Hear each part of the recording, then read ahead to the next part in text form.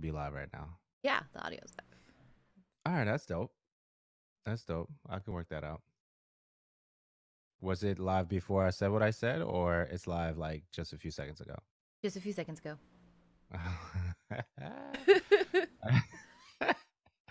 All right, that's good. That's all good.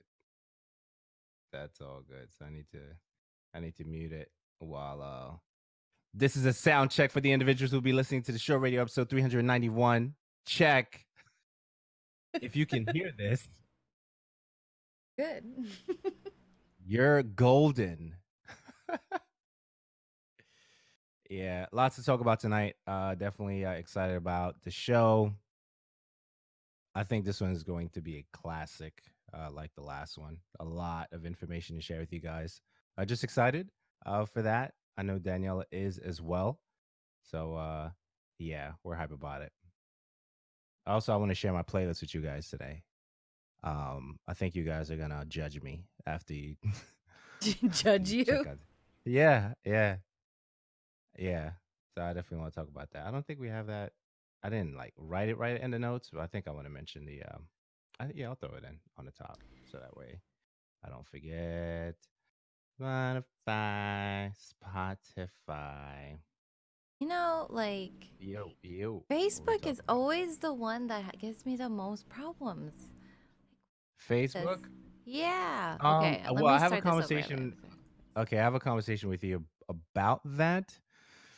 I have some new revelation that I want to share with you since you're my number one on this thing. I got some thoughts I want to share with you, and I want your honest, blatant, unfiltered feedback. Uh, yeah. That post So show? once we, Okay. yeah, that's definitely post show. That's definitely post show. I have to figure out how we want to work that. This stuff again. You retype and stuff? Well, yeah, because I had to restart it. And Mm. it wasn't showing up. Like, it says, like, oh, we have a feed coming in, but it wouldn't show up. Like, that then. Word. If you guys can hear us in the chat right now, we are live. We're just putting some final touches on some things. Definitely say hi in the chat. I'm looking at the chat right now, so whatever you want to say, definitely say what's up. What's your name? Where you from? All that good stuff. God, I'm such a noob. I What forgot to happened? put 391. That's all good. What's your name? Where you from? Let us know. Um, Oh my goodness, this is like I would be convinced that this is possibly my first time streaming. No, it's all That's where good. I'm But at. see, I'm in it with you. I'm in it with you. So don't feel any kind of way about it. We're in the struggle together, so it's all good. Um, you're doing a fantastic job. You're taking care of stuff that I don't even know what you're doing half of the time, which is great. Great. It's great for me. But yeah. So definitely chat, say what's up. We're going to be starting the live feed in just a moment. So definitely hang with us, and we really do appreciate you hanging out. Also, shout out to your friends. Let us know that let them know that we're about to go live in a bit. That is theshowradio.info. That's the site. Twitch.tv/The Show Radio Live is where you're at right now. So that kind of a thing. So yeah, I'm hyped. I'm hyped. So much to talk about today. So much to talk about. I got a crazy nap in before, so I'm really really excited about that. And I feel refreshed, which is great. And so there's much to discuss today. Word. Thanks, Facebook. Gosh. Thanks, Facebook. It's all good. Word. You think we're good? Should I play my hip hop playlist at the top of the show? No, I'm not doing that. Word.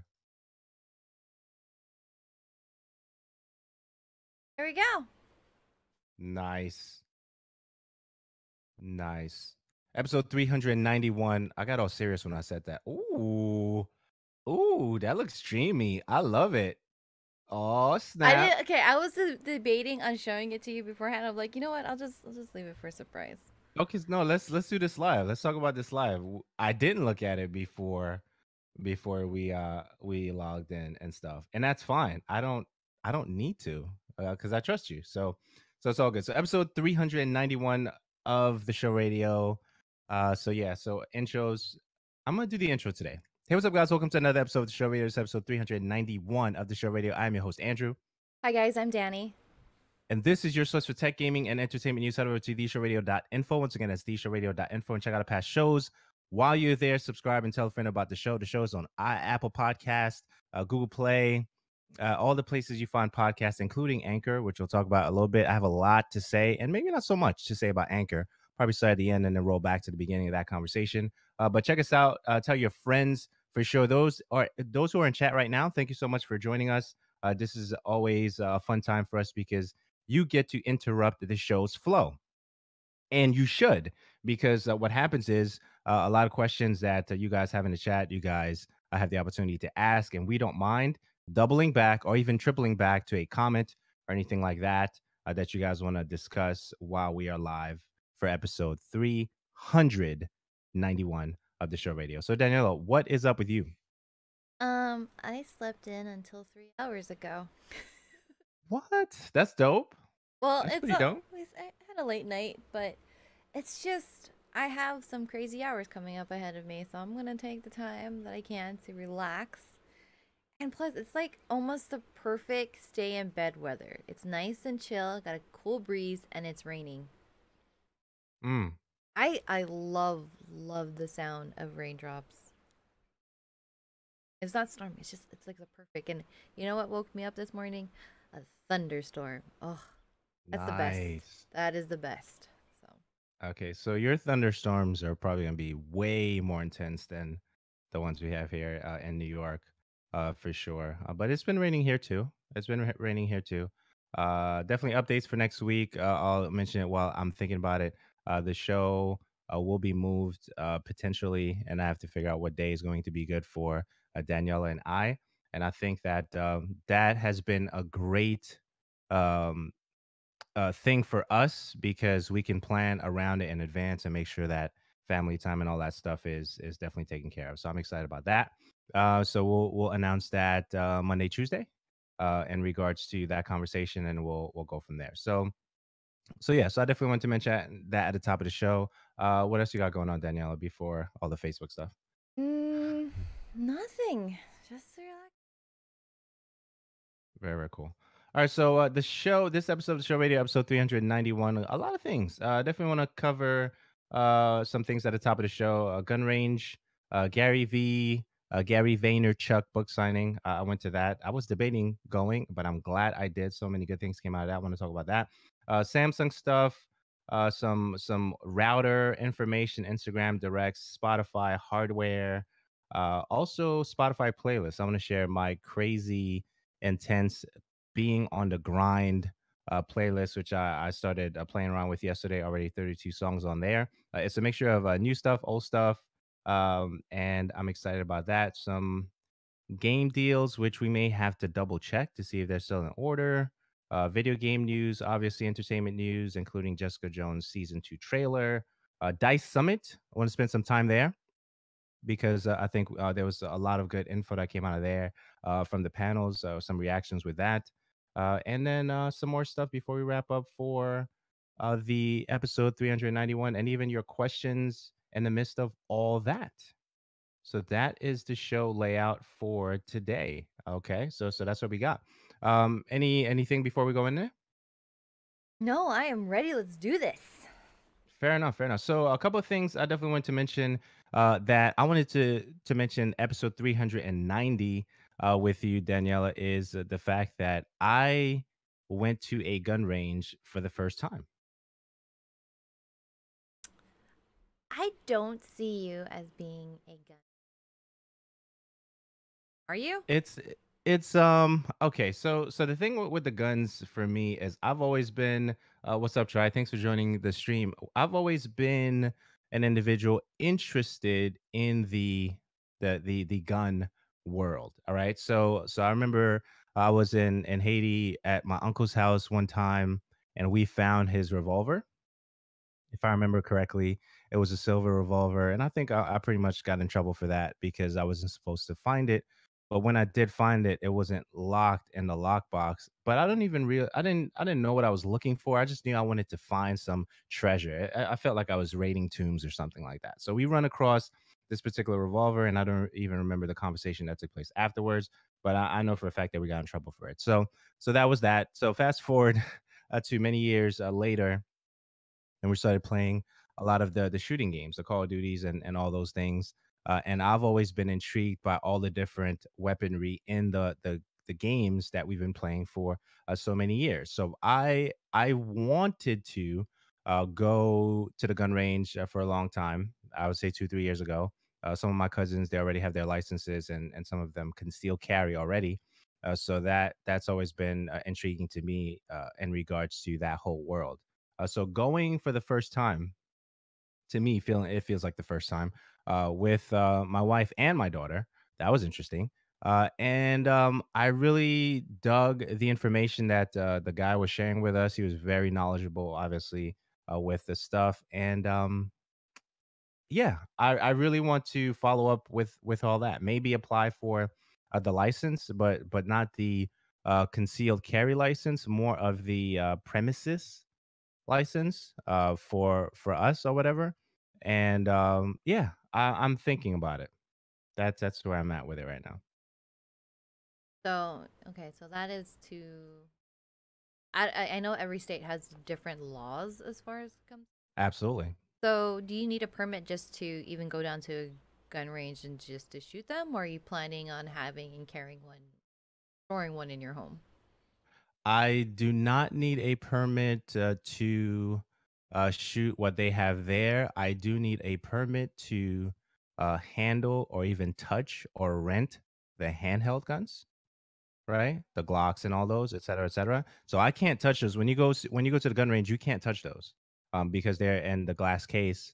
But if you have your license, you can rent them. And if you have a premises license, I don't think you should be carrying your gun from leaving the premises to another unless you have a particular agreement to do that.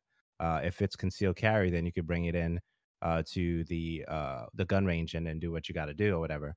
But the rifles there, the AR-15s and the other rifles that are available there, you can shoot them. I don't think they can sell AR-15s in New York, specifically Suffolk County, Long Island. I don't think they're allowed to. From what I got from the guy when he was talking to me, but the rifles that are available, if I go tomorrow, that kind of a thing, I can shoot the rifles that are there. You just buy bullets and rent the weapon itself. Want to ask this question, but I feel it's a, no pun intended, very loaded question. Okay. um, what is your stance on guns? Um, I don't know.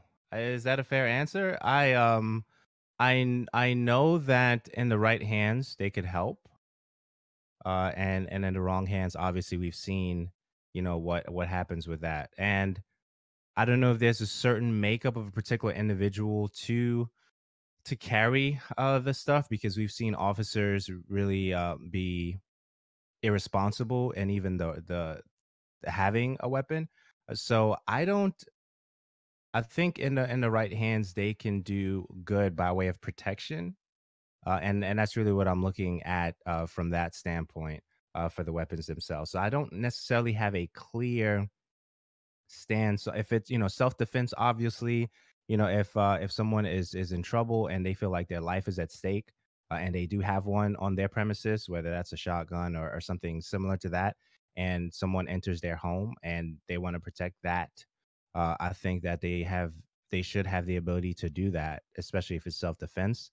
We always joke about the zombie apocalypse stuff, which is crazy. We've watched so many different shows like that if that ever happens, which is more fiction than anything else, that kind of thing. So I don't necessarily look at it that way. So I'm really on the protection side of it. I'm not necessarily interested in concealed carry, to be honest with you. But in terms of protecting my family, what that looks like, I've considered an armory, if you will. I consider weaponry for that.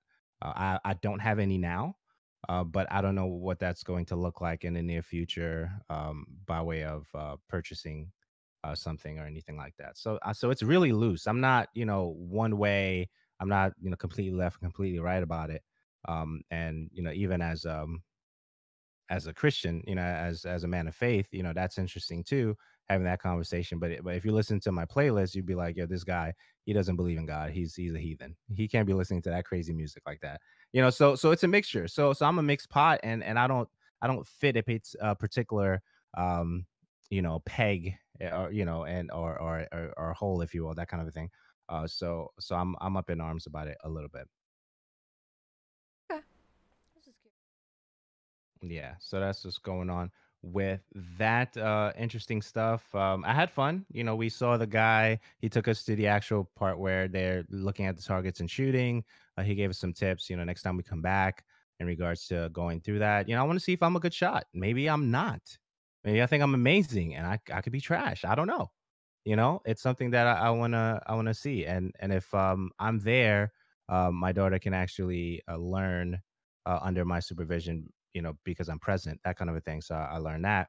So yeah, so it was interesting, that whole experience. My wife, she was learning a lot of information from the guy as well. I believe his name was Steve, if I remember correctly. Steve really dropped a lot of knowledge on that. So that's what's going on with the gun range stuff. Wanted to share that with you and the individuals listening to episode 391. Street Fighter, still playing that on and off. Anything playing anything lately? Been between Fortnite and Monster Hunter. Okay. Monster Hunter, I feel like it's a simple game and not a simple game. There's so much things Okay. that I'm learning and trying to understand, and I realize I am really bad with, and I think it's just me that feels like when I want to upgrade something or forge something. Well, no, okay, the forging part I get. The upgrading thing and choosing the right thing in the skill trees that it has, it's not clicking. Like I always end up missing a step because I spent probably a good 10 minutes. Like, I want to upgrade to this. I have this. Why won't you let me upgrade to? And it's like it was something ridiculous, and I missed selecting the right bow, and I don't know. But it's still fun and frustrating. Okay. Yeah, I was just gonna ask that. Are you enjoying the entire experience with it? Oh, I am. I definitely am. And yeah, I added it into something different. So Monster Hunter is pretty much the only game right now that allow to have song requests on, so people can be in your chat and request like songs from YouTube or Spotify, and it'll play in the playlist. I can say there are some very interesting songs that you can listen to while you're hunting monsters. Like we were Is it listening. motivating? It's it's both. It can be really good, but it's like really funny, and I think it takes away from, for me at least, it takes away from the frustrations of just dying constantly when you're trying to hunt um specific dinosaurs or monsters, and you're just trying to nail down their patterns. It's like playing Dark Souls, and there's like patterns and things that you have to pay attention to as you're fighting them to avoid. And after a while, you get really frustrated when you die 9, 10, 11, 12 times. And it's your fourth or fifth attempt at doing this. But somebody will throw on some really silly music, and you're like, okay, I can't be mad at this. Mm. It's motivating in Yes. the sense that it helps me keep a cool head. Yeah, I definitely enjoyed what I played with that. I don't think I necessarily have anything negative to say about it. I know that there were some individuals having issues killing the monsters because of the swing, I guess, animation, in terms of, I think patches weren't necessarily flowing out that fast to update those things or correct those things. But based on what I played for Monster Hunter, I really enjoyed that. That was definitely cool. That is definitely a dope thing. So you have that. Okay, so the book signing. Gary Vaynerchuk book signing. He was signing the Crushing It book, which is his latest book. If you want to pick that up, theshowradio.info/, Crushing It. I believe that's the hot link for that. So definitely check that out. I thought about not going, but I really enjoy the content that he provides, and we've talked about that in recent days and weeks. So I had to go. So the whole family went. We all went. I think it was about an hour and 45-minute plus drive, which is nothing compared to the individuals driving from Virginia and all the different places that they drove from. From Eastern Long Island to Springfield, New Jersey. That was the ride. A couple of accidents along the way, so we had to navigate through that. Took the route through the city, so didn't have to pay a toll going out to Jersey, but coming in, I think we had to pay a toll for Gothel's Bridge, that kind of a thing. But it was really good. So I'll stop there, and I guess any initial questions you wanna throw at me, we can roll with that. I saw your pics. It looked like a Okay. really good event.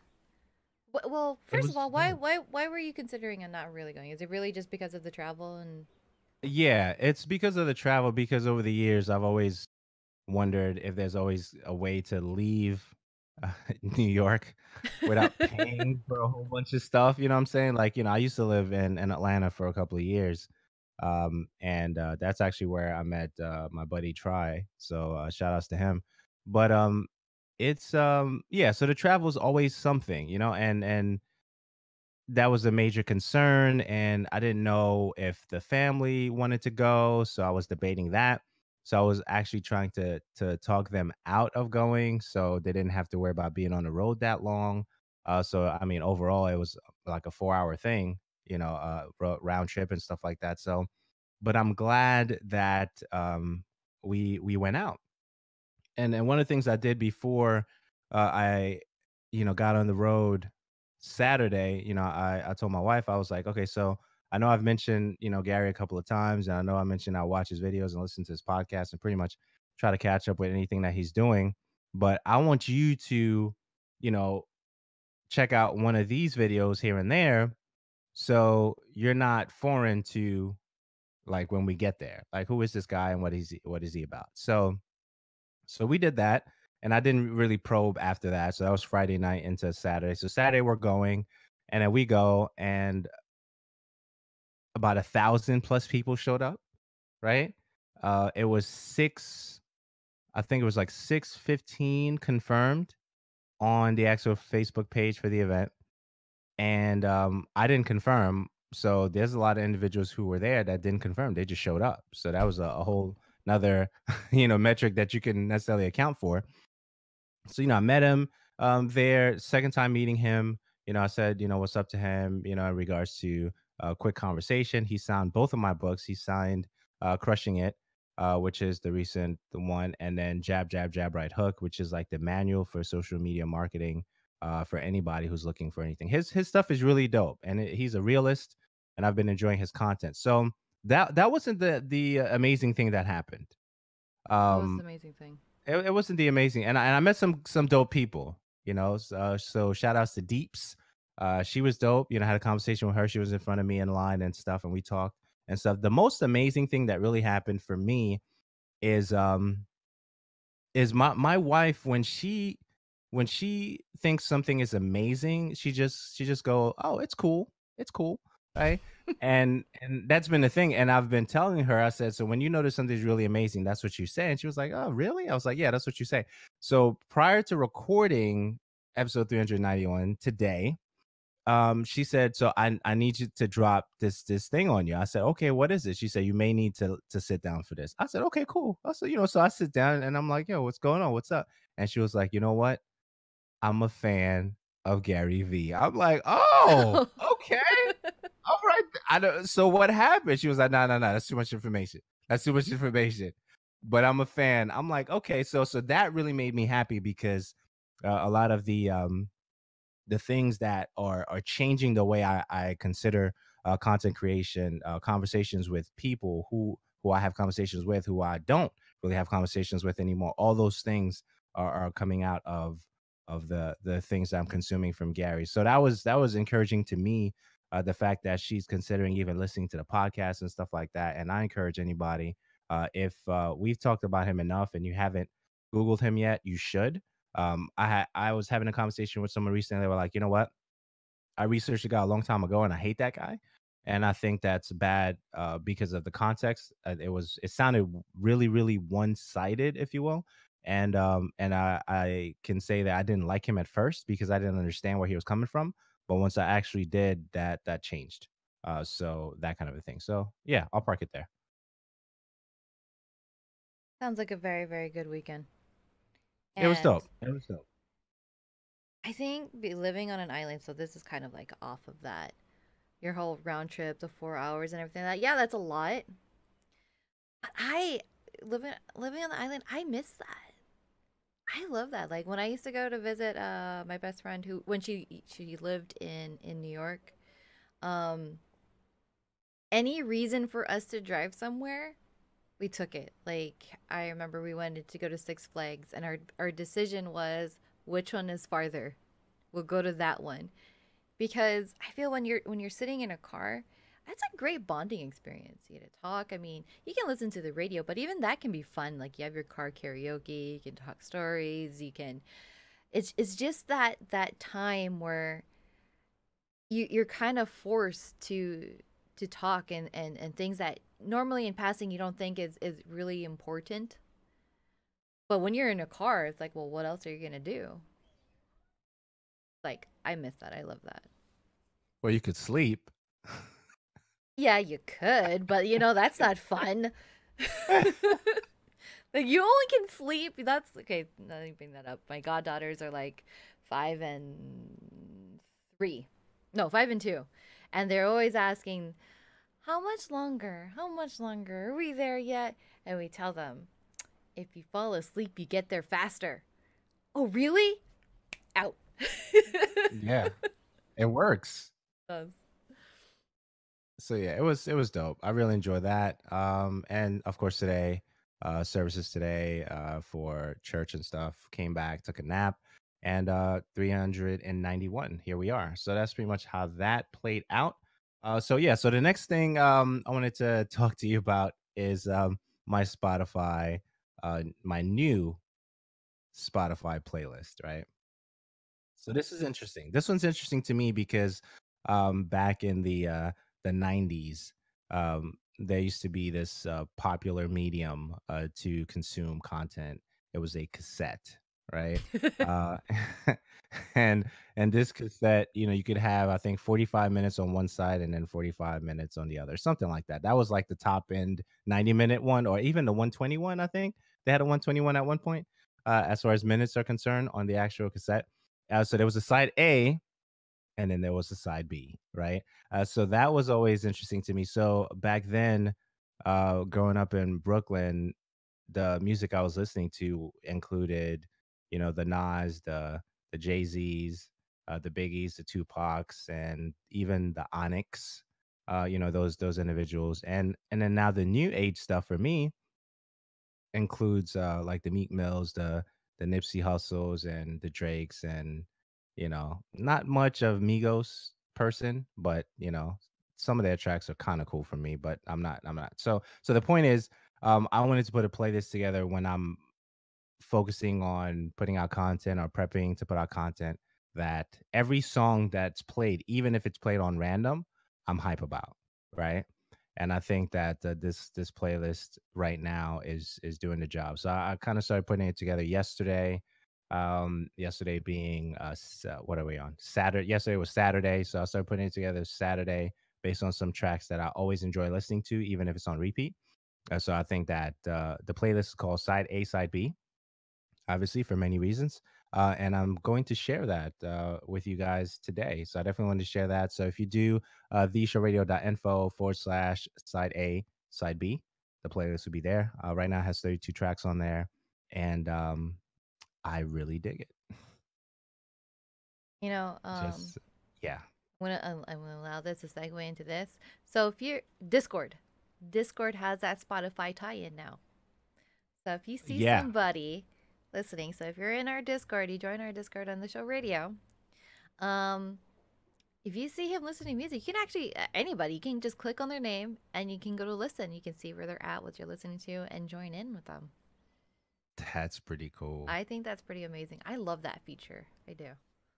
Yeah. So I didn't realize that if I click on what you're listening to, it'll take me to that. Yeah, I'll take you to what you're listening to in your playlist. That's pretty dope. So I didn't realize the extent of the tie-in, but yeah. So I'm excited about that. So I'm excited about that playlist. I definitely plan to add more songs. And okay, so I know I'm gonna get judged.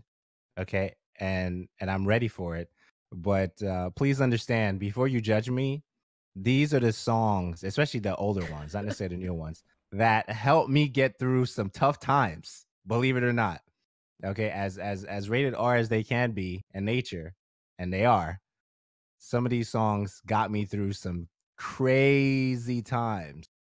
They were the ones instructing me on navigating certain things, and so they have a special place in my DNA, if you will, for as far as music is concerned, as far as the arts are concerned, and motivational, which is some of them. It's like that's motivational. Yeah, to me, a lot of the context of some of the things they're talking about motivates me to do even more focused on the things that we're doing as far as the show is concerned, personal and individual branding, collective branding, and all that stuff. So it really hypes me up to do better.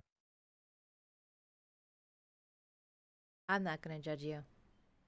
It's the ultimate. That's the ultimate disclaimer. Don't judge me before you do. Do this. So that's what's going on there.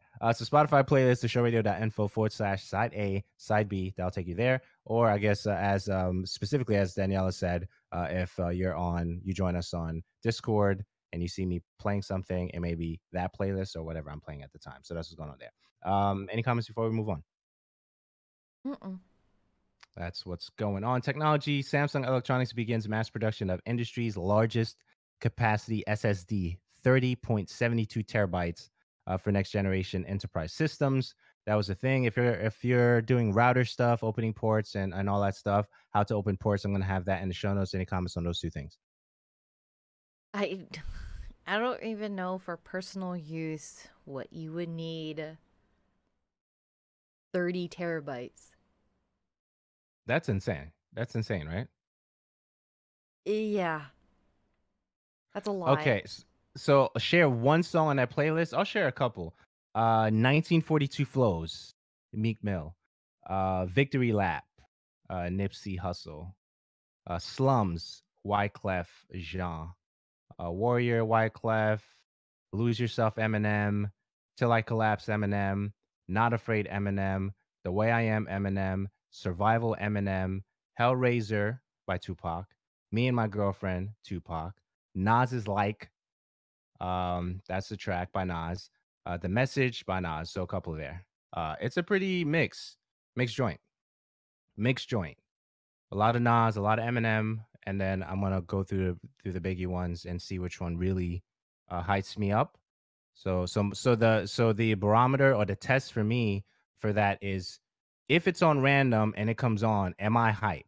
If the answer is yes, then that's what's going to go on that playlist. If it's not, a lot of DMX on there for sure. DMX is definitely on there. And yeah, so that's pretty much what's going on with that. But definitely thanks for asking that question. And going back to what you were saying, Daniela, in regards to the terabytes, I think 3 to 8 terabytes is conservative. It What do you is. think?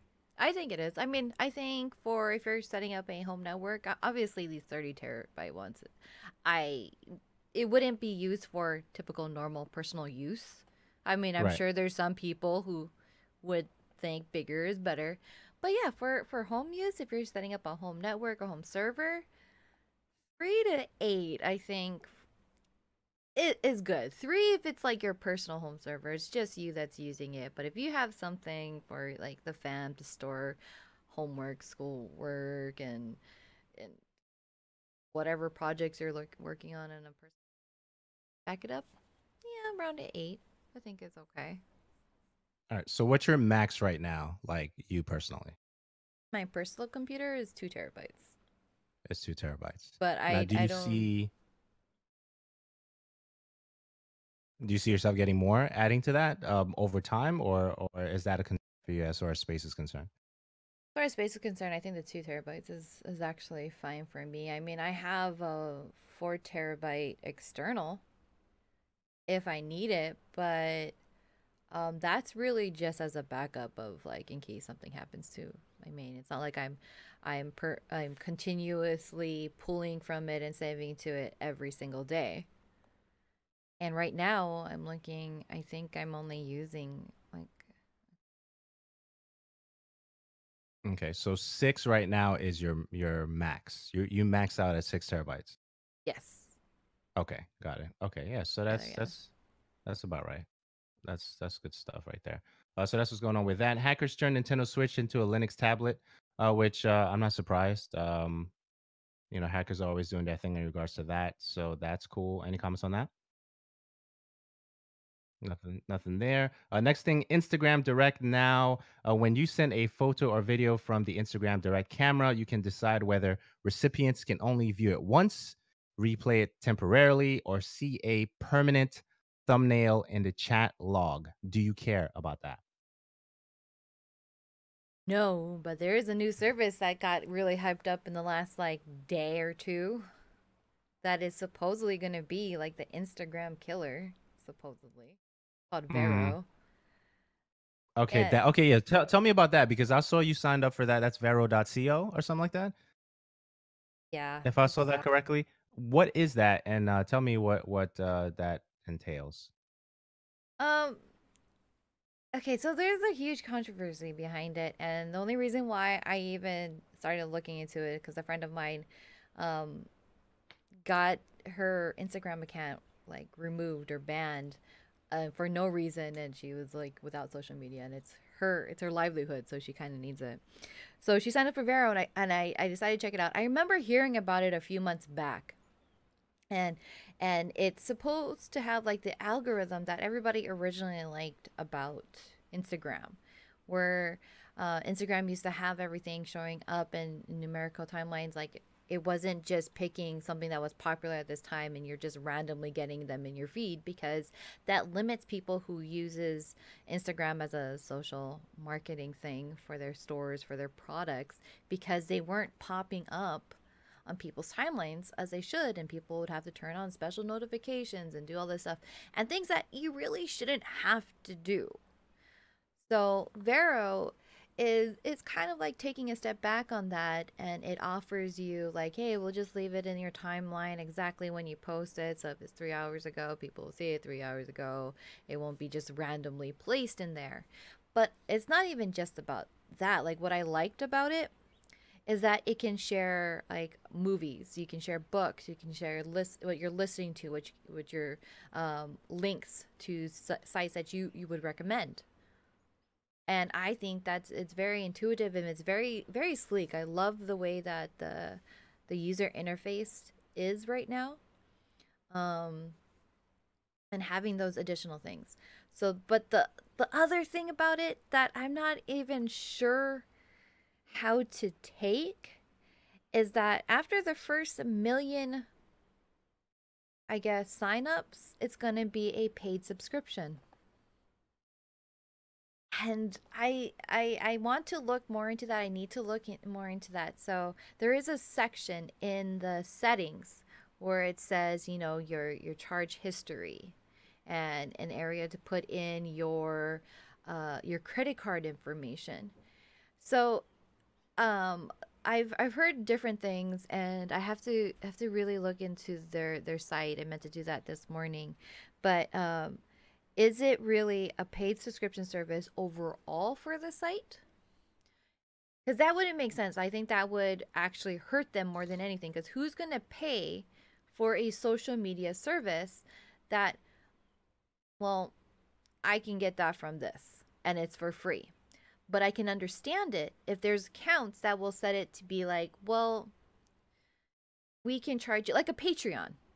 I can charge you Okay. for, seeing my photos, for seeing these videos, for seeing this, and you just see this like private account. You'll see my profile, but you won't see any of the content on there unless you pay some subscription services. I can understand that.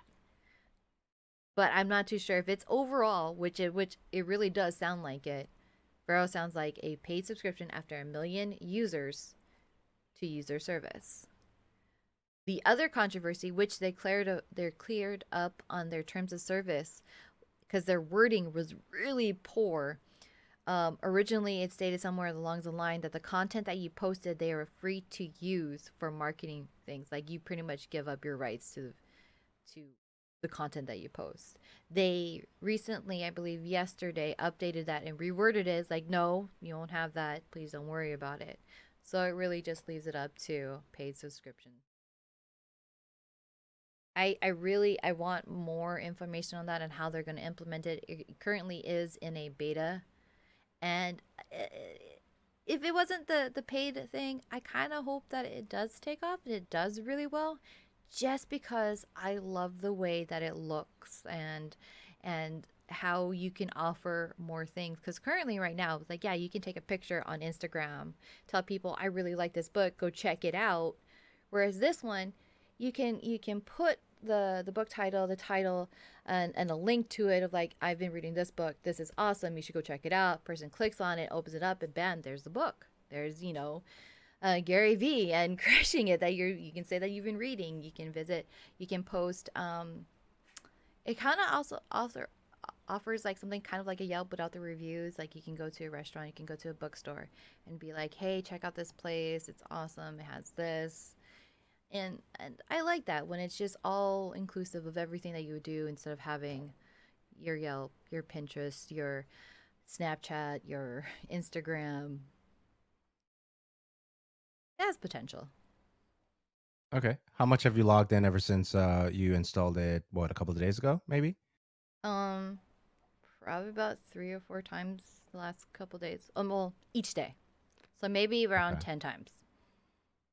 Okay. And you sense that is something that you're gonna continue visiting as they make the changes to it? Yes, because I wanna stay up to date with it and see how it works and how it transforms, because I believe it had a very slow upstart with it, because I heard about it a couple of months ago, but I heard nobody really talking about it. And then one day my friend Kristen, she has her Instagram taken away from her for a bit. She has to have something to offer her community. She starts this, and the next thing I know, it's just like this huge blow up, and suddenly all these cosplayers, because that's what she is, she just like signed up for the service, and it bogged down the Vero server so much that they couldn't keep up with that influx in the last 2 days. Wow. Okay. And hi there, Rav. Rav sitting in chat. What's up, Hello. Rob? Thanks for joining the stream for sure. Okay, so that's interesting stuff. Something that you said, I definitely want to go back to real quick. The ownership of content, as it relates to the TOS or whatever. I think that when you're on the sidewalk of ESPN near the LA Convention Center, you can't record there. Like there's something, interesting about that. Like you're kind of like barred from recording there. You have to go across the street to record there. And one of the things I heard recently about the NBA games or whatever, if you record any content while you're at a game, that's their content. Oh, really? Yeah. Yeah. Somewhere, yeah, I was listening to something and they were talking about that, which I thought was really interesting stuff. So just some tidbits there. That's what's going on with that. Spotify hardware. Spotify is considering getting into hardware. That's going to be interesting. And I wouldn't mind it so much, but I think that we have so much hardware already that we're using the software on. I don't know where that would fit into my sphere or my thing. What about you? What do you think about Spotify hardware coming into the space? I think we have. Like we need it. I think we have enough. I mean, what unless they're gonna offer something that trumps Apple. I mean, I guess it really depends on the type of hardware and what else is going to be implementing, but it kind of seems ridiculous in a way. Oh, that's a smart investment. I like Spotify, obviously. I mean, I am subscribed to it, and we were just talking about it. We're sharing playlists here, but to have hardware for it, it just doesn't make sense. Okay. All right. Fair enough. So that's what's going on with that. Facebook Messenger now lets you add friends to ongoing video chats. I really dig Facebook Messenger with all the updates over the years. What are your take on Facebook Messenger as it stands today? I avoid it at all cost. Wow. Okay. Because, Because well, oh my god, I feel like the moment I even open it up, even by accident, and I always accidentally tap that messenger icon on my phone. I have like an influx of my family. It's not even messages. They'll just send stickers. And I'm like, if you want to have a conversation with me, then let's talk. But I don't want these stickers. Leave me alone. so it's mostly is it mostly a family chat for you at this point? Yeah, I mean, occasionally, once in a blue moon, the only reason why I'll use it is that locally we have a Facebook group called Kawaii Buy and Sell. And it's like people just selling their stuff in case, you can't have a garage sale or you don't want to use Craigslist. Um, at least you have a name and a face to it. I feel it's a lot safer doing it on Facebook because you kind of know who you're meeting and what they're selling. And because we're a small island, um, something happens to you, they can trace it back. Well, the last conversation is you're gonna meet this guy about your couch. But yeah, you do private messages or Facebook messages with them. Be like, yeah, pick it up. I'll be at this address. Here's my number. Blah blah blah. That's the only reason I ever use it, and I only used it just recently to buy 2 games from a guy on Oahu. Okay. So how did that happen? Do you drive in a circle? What's the roads like in Hawaii? Is it circular or is it how do you get around? Well, there's one main road that goes almost around the entire island. It doesn't fully connect on the other side.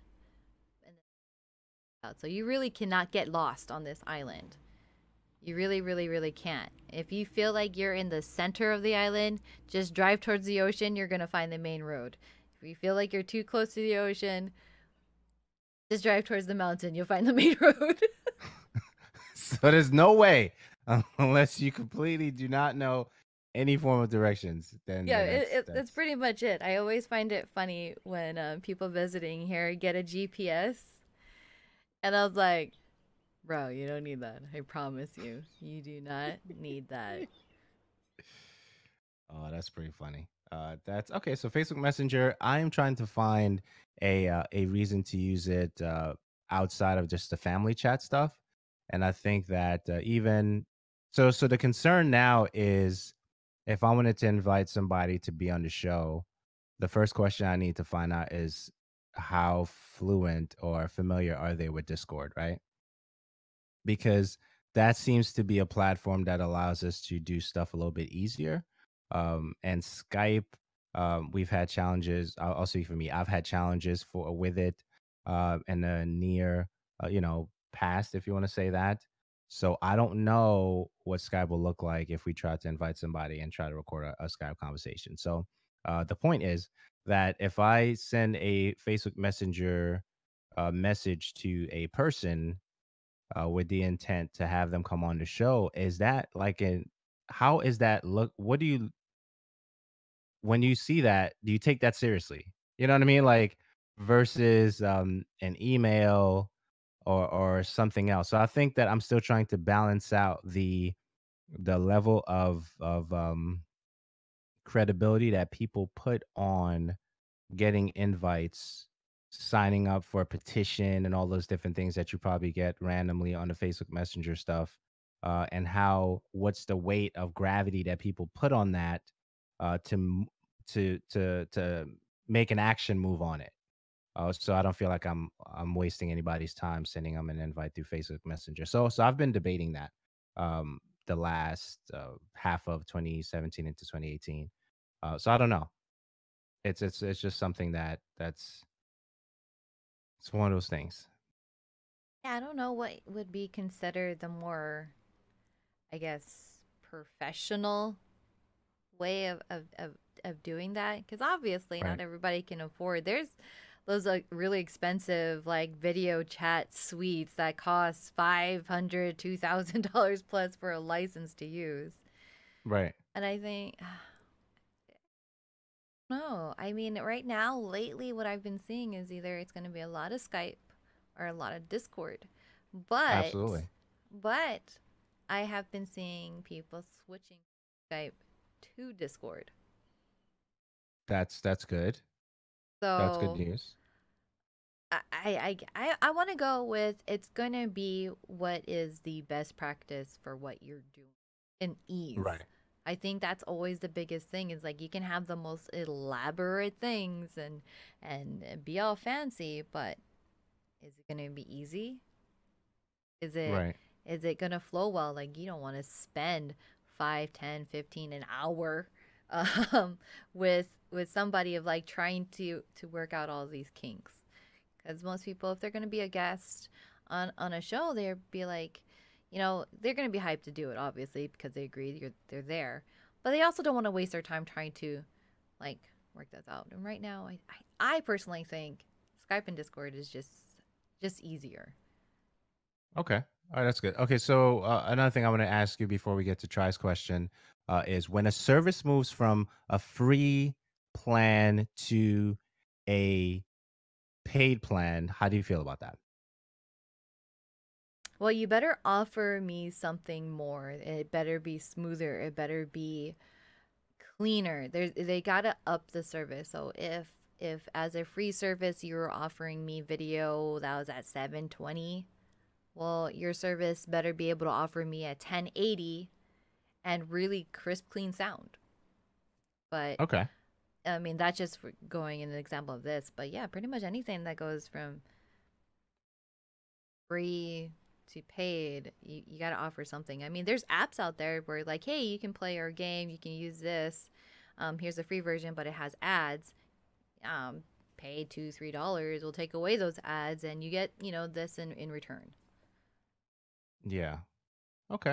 All right, fair enough. Okay, so try ask do you to agree with Facebook creating Facebook Messenger kids, Daniela?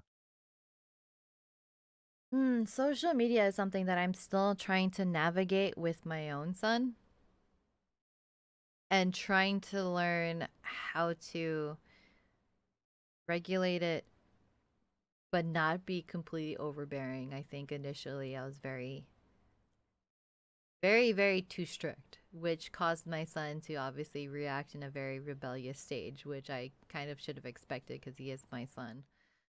um, but to have Facebook Messenger, I don't know. My son does not have a Facebook page.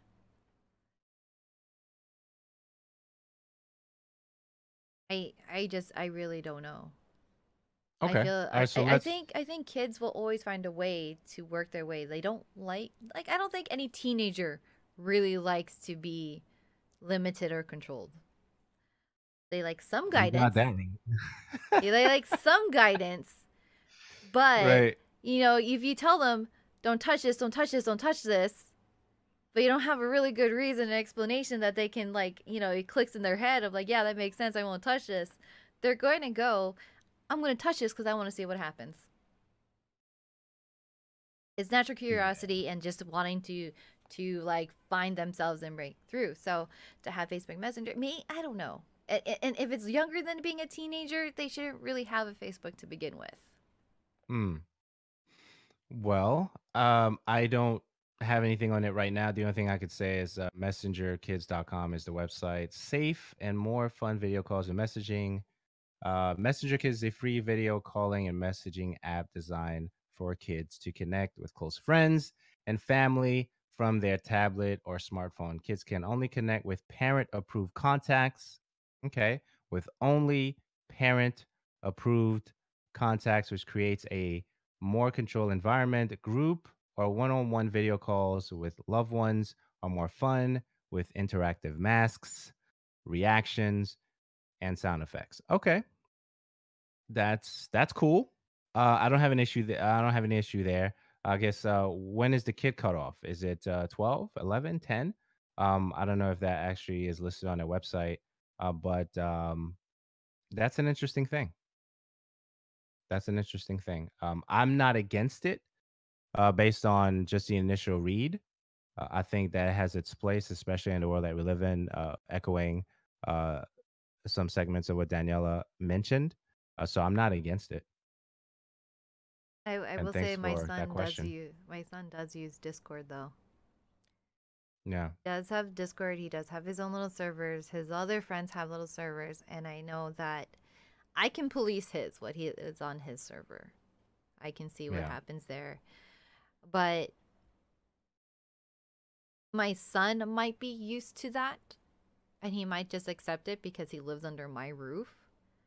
But you have friends, you have your peers who Right. might not even have parents who are nearly as strict or know exactly what they're doing because, you know, we may be very tech savvy people. We may be in the know of the social media, but there's a plethora of other parents who just don't know.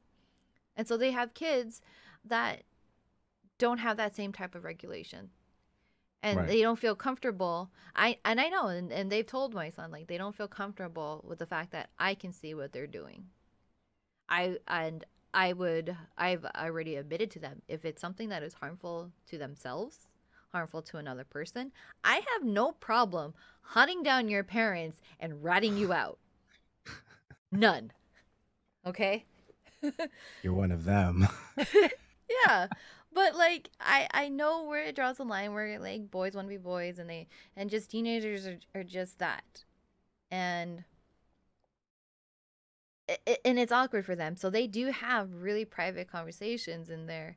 And my son doesn't necessarily tell them. Sometimes he does, and sometimes they know when I'm in the room. I will come into the room and I will listen to what you're talking about. And sometimes my son has those Astros on and he doesn't hear anything. He doesn't even hear me come in, and I'm just sitting behind because I want to hear a natural conversation.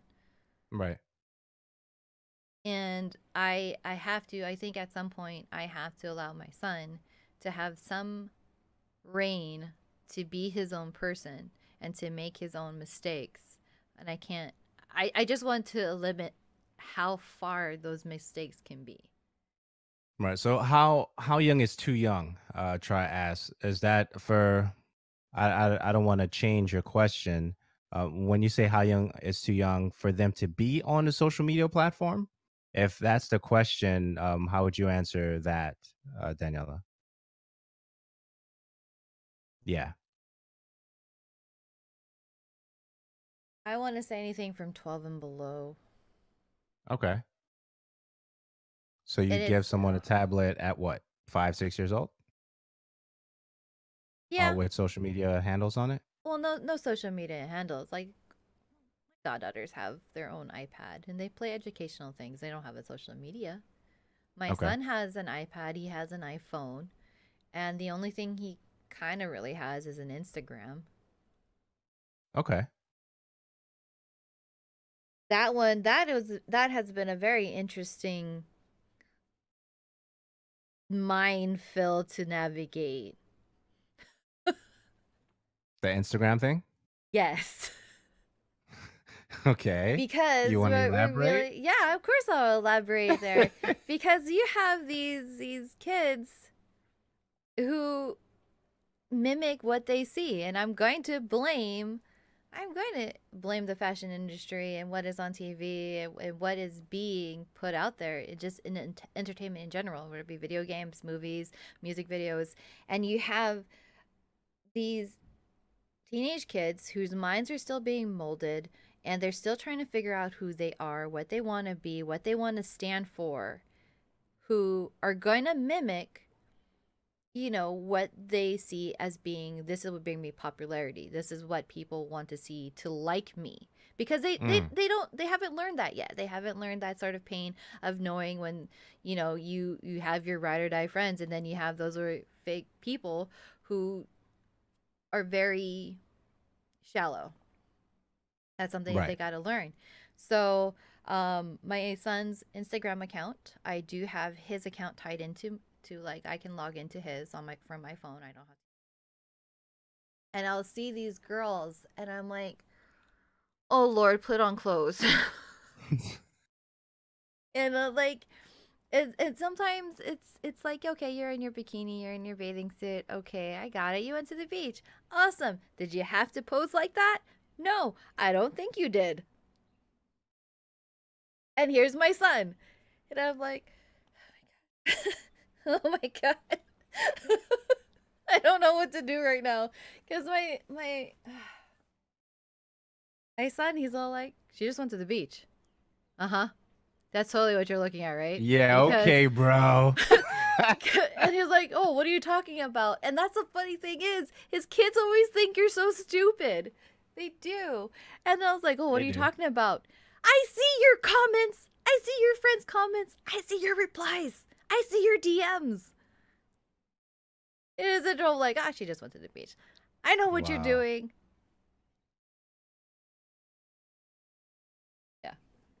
Yeah, Yeah. You're the IG police. I am. I am. But you know what?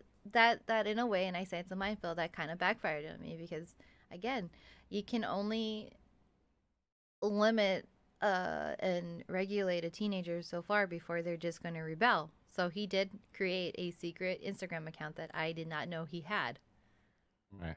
until somebody he got a Snapchat notification on his iPhone that he knew he was not supposed to have Snapchat, Ooh. and I saw it and I was like, "So what's this?" And he's like, I don't know." Mom, I can explain. And I went and found all these things, and he's like, "I don't know." Uh huh. You Mm. don't know. Right. Right. Okay. Well, I do. And he had his phone taken away for like 6 months. Yikes. So the only thing right now that his phone can do is make phone calls. He can't even take pictures. Yeah, it's an interesting thing to navigate, especially having a 15-year-old who is, a girl. And sometimes I get headaches. I just have to walk away from it and then just try to process what I'm trying to say. To my knowledge, she doesn't have any social media handles, because we didn't give her permission to do that. So any secret accounts, I have no idea about. The internet here is on lockdown for a particular time to a particular time. She knows how to use Instagram and stuff because her friends have it. So that's a thing. She has her own playlists that are not necessarily clean on Spotify, but I can't control that. Just in terms of what you listen to, we tried. Hey, at a certain age, understand that what you're listening to have subliminal messages to them. And if you're internalizing those messages as your own and they're really not, and doesn't speak to your narrative in any way, shape, or form, that's a problem, right? So yeah, so 6 months is a long time try. Yeah. Messenger kids, I would say, from if you say single digits, that's nine. I would say 9 to 6, right? Max is 9 years old. Six would be the start for me if I was considering the kids version of the messenger. So that's where I am with it. So understand that, yeah, you have these tools, they're great. I don't know. You're still learning who you are as a person. You're still growing. You may think you understand who you are right now, but we understand you better than you understand you right now at 15. We've seen some of the things that you're experiencing right now. We could speak to it if you let us, but since you think we know nothing, that's a whole nother conversation. So we're dealing with that.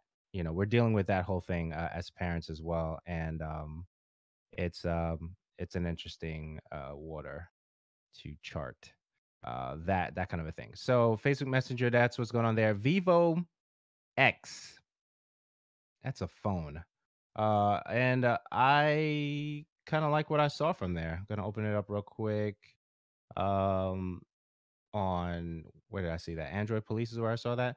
Blue announces the Vivo X with a MediaTek P25 quad cameras and an 8x9 display for $299 if you're looking for a phone at a decent price. I don't know if that price is still at 299, but definitely look into that. Vivo X, Android 7.0, 4 gigs of RAM, 64 gig storage, 20 uh 20 plus 8 front, as far as the camera.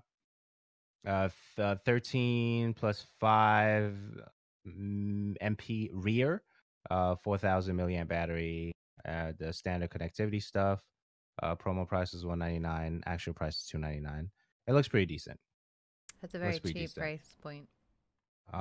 Yeah, so that's what's going on with that. Just wanted to touch on that real quick. Any comments and thoughts on that one? The camera thing is what actually got me. Like, I won't say that I like taking a lot of selfies, but I do like taking just pictures in around me of things that's happening. That whole dual camera front and back, I want to know what that looks like. I want to play with it. Yeah. Yeah. Oh, if it would be available on my service, but I gotta go look into that. Yeah, I do too. I'm in the headphones collection stage, which I want one more every time I see one that speaks to me. I like the one with big drivers. I think the one I'm wearing now has the LS 40 has 50 millimeter drivers, and I think the HyperX, which I've had, I think my wife has the HyperX that has 53 millimeter drivers, and I think the soundstage on those headsets are more vast, right, across the board than something that has 40 millimeter drivers or case might be. So I'm in that stage, and then the phone stuff too. Going trying to go as pure Google as possible on all my platforms as far as like the phones and the tablet stuff, and that experience has been really amazing for me. And Google has upped their game for updating their apps pretty frequently. It's almost like every Wednesday or Tuesday, Wednesday around there. Google updates most of their apps and stuff like that. So that's been fun. But this phone is looking pretty dope, and we'll see. I don't know. Maybe we'll talk more about it depending on the conversation that surrounds that. We'll see in the near future if we, revisit it, that kind of a thing. Anchor. Oh man. Oh man. Okay. We had all this time. I had yeah, yeah, yeah. I was trying to stall, but I guess I can't anymore because we're actually here. All right. So I'm excited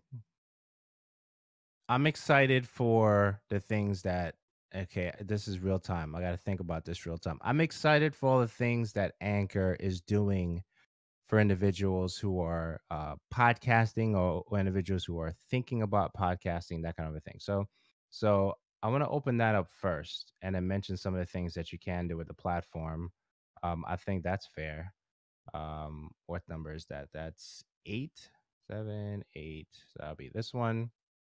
Opening the link now for this thing.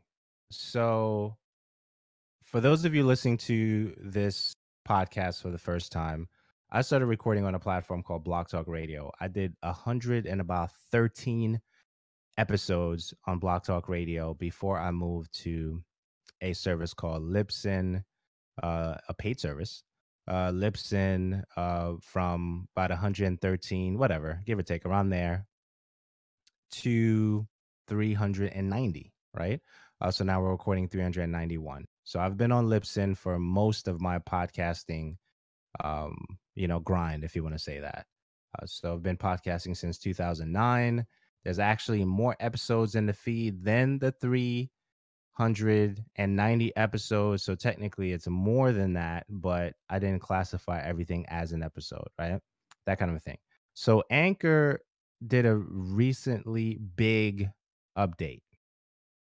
It's big. Okay. It's big in the sense that it offers podcasters the ability to create long form content and the easiest way possible, even with the ability to have transitions in between. And one of the things that if you haven't tested out yet, so any questions you want to ask Danielle, feel free. I'm thinking this out.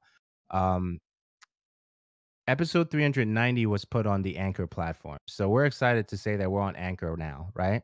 And I was waiting for a major update from them before I put the show radio on the Anchor platform. But here's the thing, having the show on the Anchor platform, I didn't convert all my Google Play, Apple Podcast, Stitcher stuff to Anchor. Okay, I didn't do that. What I did do is I put 390, hour 1, 2, and 3 of episode 390 on the Anchor platform, just on Anchor, right? Because right now Anchor is a free service that's offering a lot. So what is it offering? So let's go. Let me look at this thing real quick.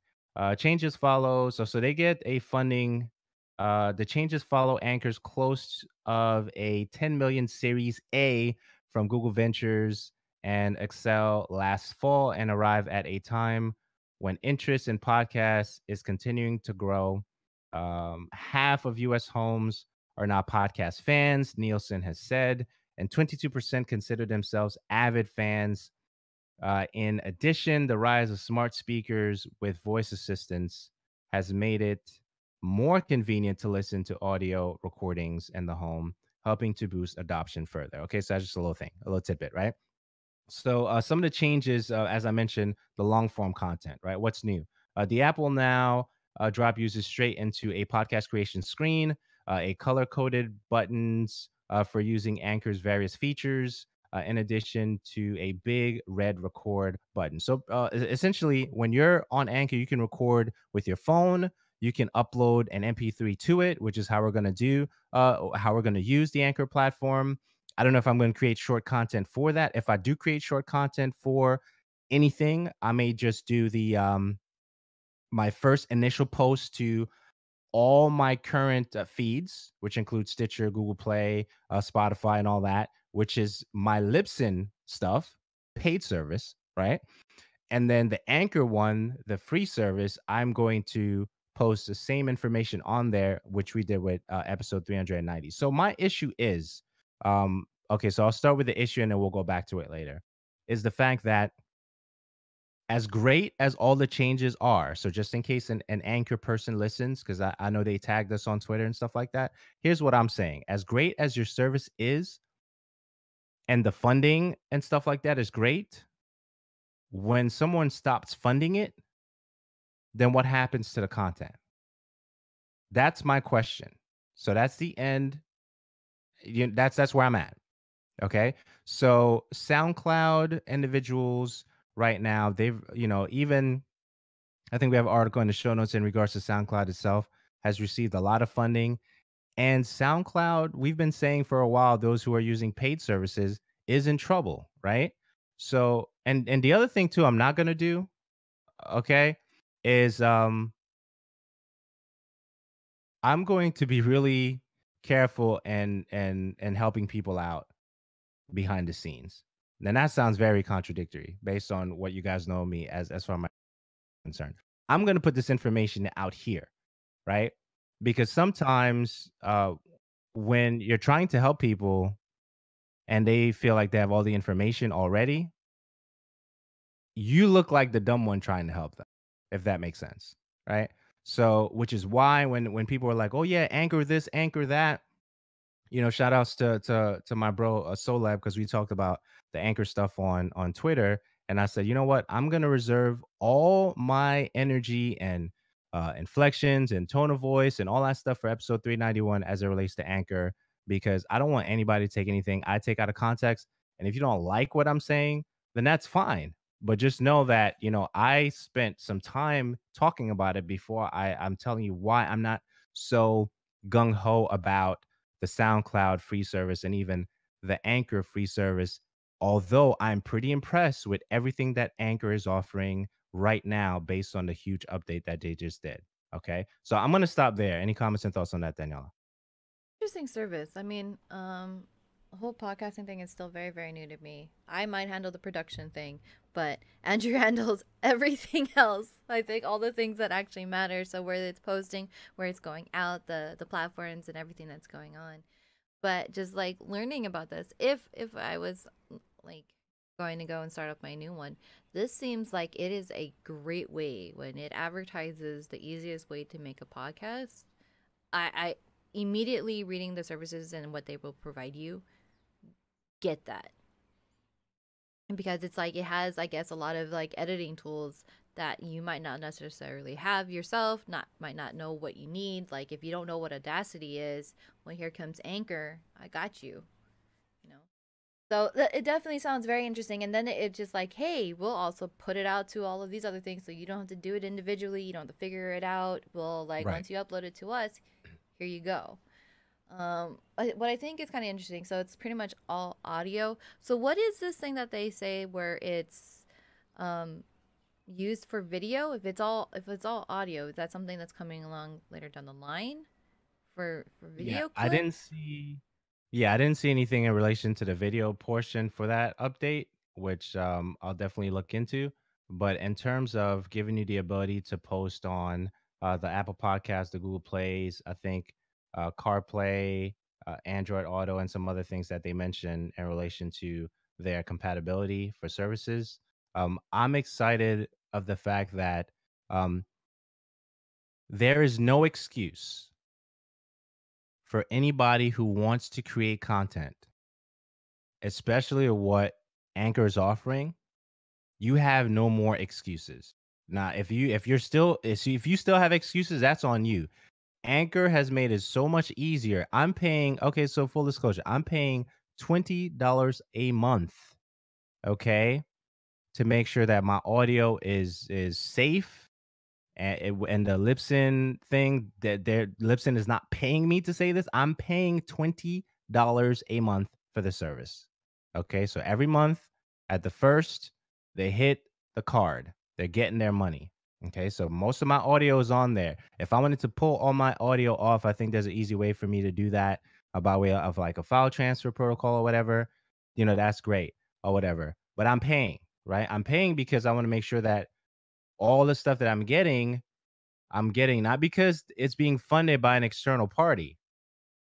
I'm paying for the service. I love the fact that, we have Netflix, we're paying for a service, and whenever they're increasing the content on the platform, they increase the price. I can't be mad, okay? Because there's a lot of stuff that I haven't watched that is there. Same thing. You could go to PlayStation. I'm paying for that service. For a while, we didn't.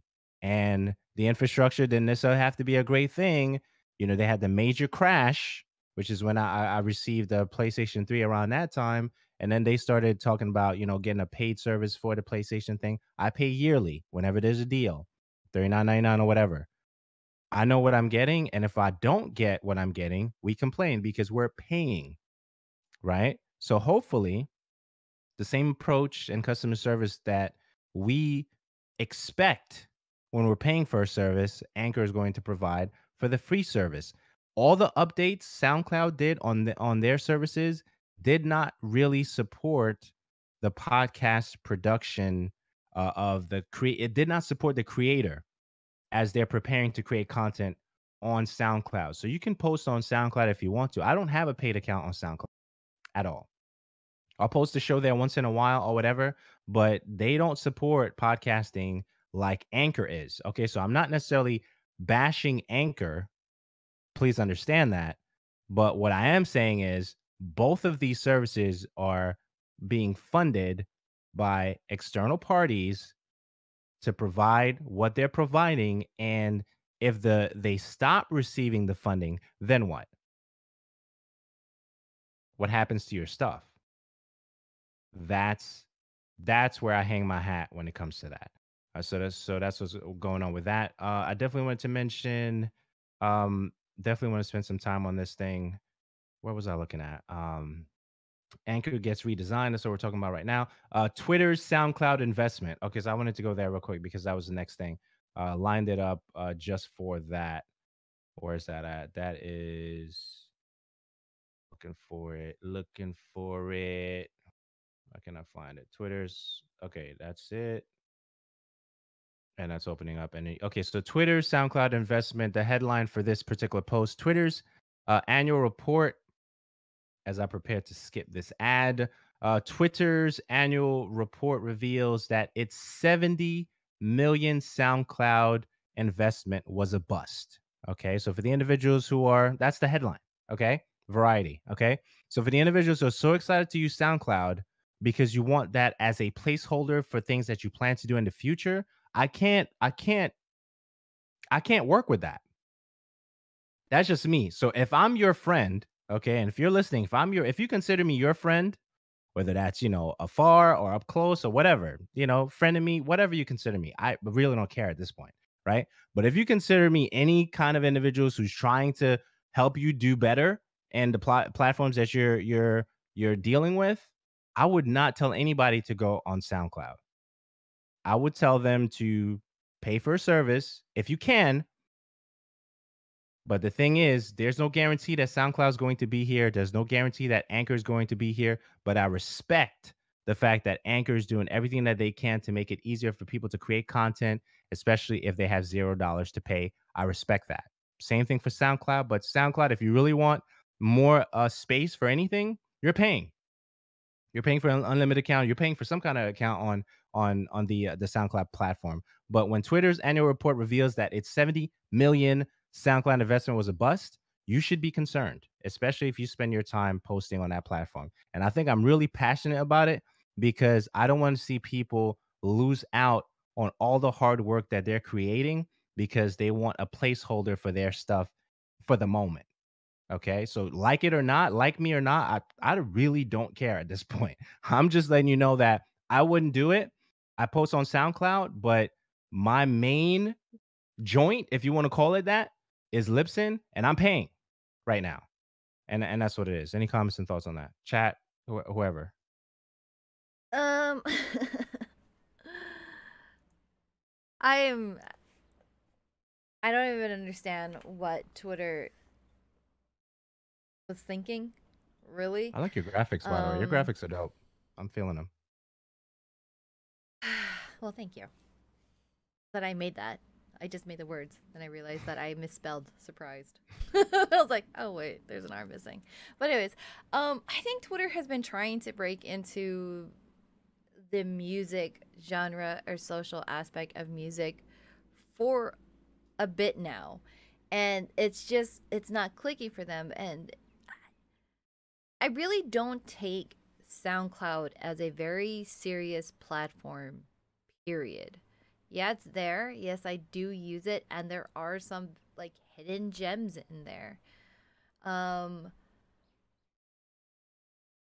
but there's just something about that service and about that website that doesn't make it a go-to for me. I'm not too sure what it is, but it really isn't. It's not going to be at the top of my mind of like, yeah, I should visit SoundCloud for the newest underground indie music that's coming out because I have to sift through so many of them. And I'm going to admit, most of it I don't like. Right. And then, like you're saying, like podcasts, like I know a couple people who they used SoundCloud as a backup, but eventually they just stopped. It wasn't beneficial to them. There wasn't anything that they were gaining from it. It was no use. There's no growth. So I'm just surprised they spent that much service. I don't know if it was meant to eventually be some like Twitter tie-in with SoundCloud and it all works out and people love it. It didn't. Yeah. You have services like Pandora and Spotify that's out there that people are using. iTunes. It's Right.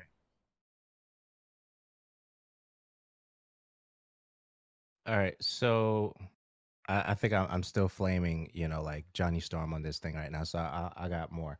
Um, So you have okay. So I'm going to read this particular paragraph because I think it's essential to some of the things that we were talking about, which I didn't even see. Okay, so for now, the company isn't generating revenue; it's living off its funding. Podcasters who pay for hosting or self-host don't generally have to worry with whether they'll one day have to quickly migrate elsewhere because the company is shutting down or being acquired, and that's always a concern with startups. So that's even in the actual article, and all the links will be in the show notes. Episode 391, the showradio.info/391. That's going to be the hot link for this episode once the show notes goes up. So even there, it tells you, right, that's a thing. And then also for the individuals, okay, so Daniela is in an elite club. You know what that club is, Daniela? no. What is this elite Okay. club? You're in an elite club of Is it individuals just who have podcasted more than 7 episodes, right? Because around 7 episodes, people usually like they're done, like based on some of the things that you briefly mentioned, right? By 7 episodes, you're done, right? So if you're over 100, 200, 300 episodes, you're really in it for the long haul, right? You got chips on the table, you're leaving some stuff on the table, and then whatever happens in between that, who would have thought that around episode 390 something that we would be preparing to go to E3 as press? Nobody, right? But if you quit at 7, this should be an encouragement for you, depending how you want to take it. So if you quit at 7, hey, you don't know what's going to happen in the future, right? So if you're in it for the quick turnaround, it hasn't been a quick turnaround for us, period. So Danielle is at least 40 plus episodes in that she can say that she was a major contributor on, right? And most people can't say that. So if you're just whatever willy nilly, whatever that saying is, and you just want to do some quick seven on a SoundCloud thing or an Anchor thing, that's great. That's great. But we're looking at you like Daniela can say she's looking at you like, hey, she's done research. You don't maybe you don't like it coming from me. That's fine. But maybe, you like it coming from her. She's done her research. She knows that it's not a good idea. It's really not a good idea, right? To put yourself in a position to end up losing uh, the game, if you will, right? With no continues because you wanted to try to do a code thinking that was going to help you, but you suck. You know what I'm saying? Like if you suck at the game, it doesn't matter what code you put yes. in. It doesn't matter what code you put in. If you suck at the game, 30 lives ain't going to help you if you can't play. You know what I'm saying? That kind of a thing. And I think that I'm being even more vocal and aggressive and my stance on a lot of things because I think that I need to let you guys know how I really feel about some stuff. I just feel like that's where I'm at now. I'm at a stage where I got to tell you guys where I feel about what I feel about a lot of things. And I think that this you're losing if you do this because you don't know the guarantees on the other side. Whether you do that SoundCloud, I respect what Anchor is doing because we're posting there, right? Now, starting now, right? Episode 390, 391, or whatever. A couple of tips for posting on Anchor. If your episode is long form, like really long, like ours been for the last 2, 3 shows at 3 hours plus, I would cut them into segments. Cutting them into hour segments makes the system easily process your audio, your MP3. So hour one MP3, hour two MP3, hour three MP3. I'll put some transitions in between. But that's some action items, I guess, some action tips there. That worked for me when I posted episode 390. That was in the system pretty smooth.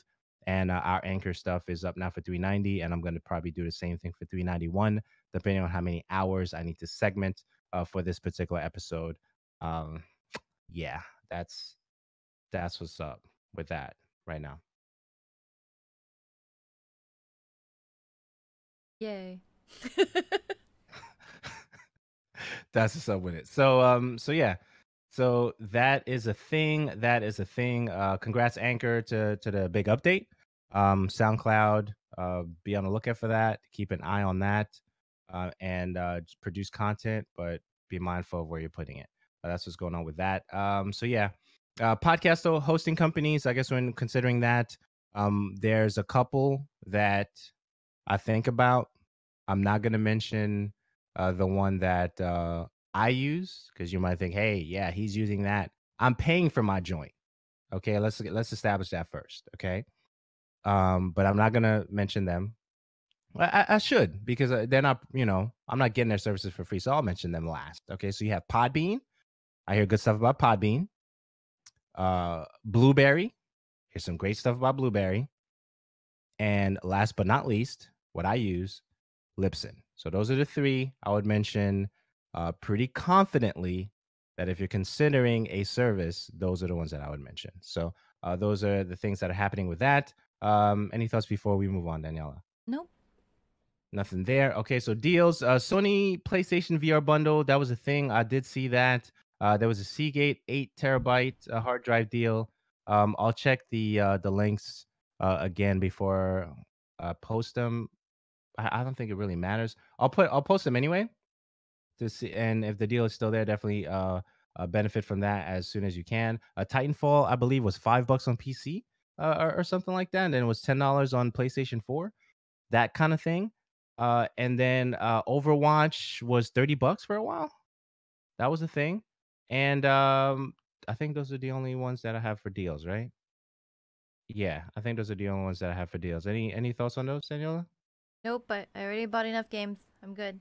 I'm good. You're not buying any more games? Yeah, You're as I done? look down at the two games I just got, which they were deals to me, but then I'm a collector, and I probably, when it comes to older games, I won't play them. But yeah, I got Sega Yeah, CD, okay. Jurassic Park, and Batman Returns on Sega CD. Okay. That's let me see. I'm thinking. I'm Those are thinking. I'm deals thinking. to I'm me, thinking. okay? No, that's no. I'm thinking. Okay, so yeah, so Titanfall is still 10.99 if you want to pick that up. According to what I'm looking at right now, it's only six left. So I'll have the links in the show notes for that. Titanfall for Xbox is also 10 plus. PC download, instant access is still 4.99. And one of the most overlooked games, it just dropped at the wrong time, right? The launch window was really bad, but it is still a dope game for sure. That's what's going on with that. I did mention Overwatch, that kind of a thing. Yeah, so that's what's going on there. Next thing, entertainment news. A couple of things I did watch a couple of things. Okay, so I'll start with one that is not here, but I definitely want to put it in there. Anyway, I'm not gonna have a link for it yet, but I can pull a link after. Doctor Strange, yo, Doctor Strange was really dope. That was the first time you watched it? First time. So I'm gonna be the one of the people that admits Doctor Strange, played by Benedict Cumberbatch. I I didn't know he was kind of like a real person until Doctor Strange. Oh, okay. So what do you mean? Explain. Like I heard the name before, but that is such a unique name, Benedict Cumberbatch. Like I would assume that is a character out of like some BBC movie or TV show. It Right. is such a very distinguished name that I'm like, all right, cool character.